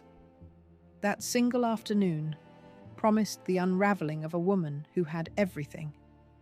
Everything this story has told since has been an account, patiently assembled, of exactly what building that particular everything actually cost. Somewhere, in whatever house still held them, there were once 3 wedding portraits, hung together on the same wall, proof of a project Gogsey considered finished the very moment each ceremony ended. By 1953, one of those 3 portraits already belonged to a marriage that no longer existed anywhere except inside a frame.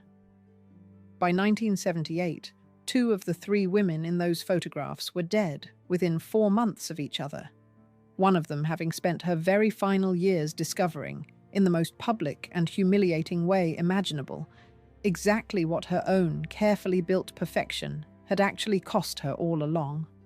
Only Betsey remained, for 20 years afterward, the one sister still standing in front of all 3 photographs at once, the only living proof that her mother's method had ever truly worked the way it was originally supposed to. Truman Capote once said that Babe Paley had only one fault, that she was perfect. Otherwise, she was perfect. It was true, and it was also, in the end, the whole problem. Standing quietly inside the frame, the rest of the family never stopped believing was simply a triumph. If you enjoyed tracing what one mother's ambition did to 3 entirely different lives, subscribe for more stories like it. And I want to know which sister you think actually won. Betsey, who married for love, Minnie, who walked away, or Babe who got everything the method ever promised? Tell me in the comments.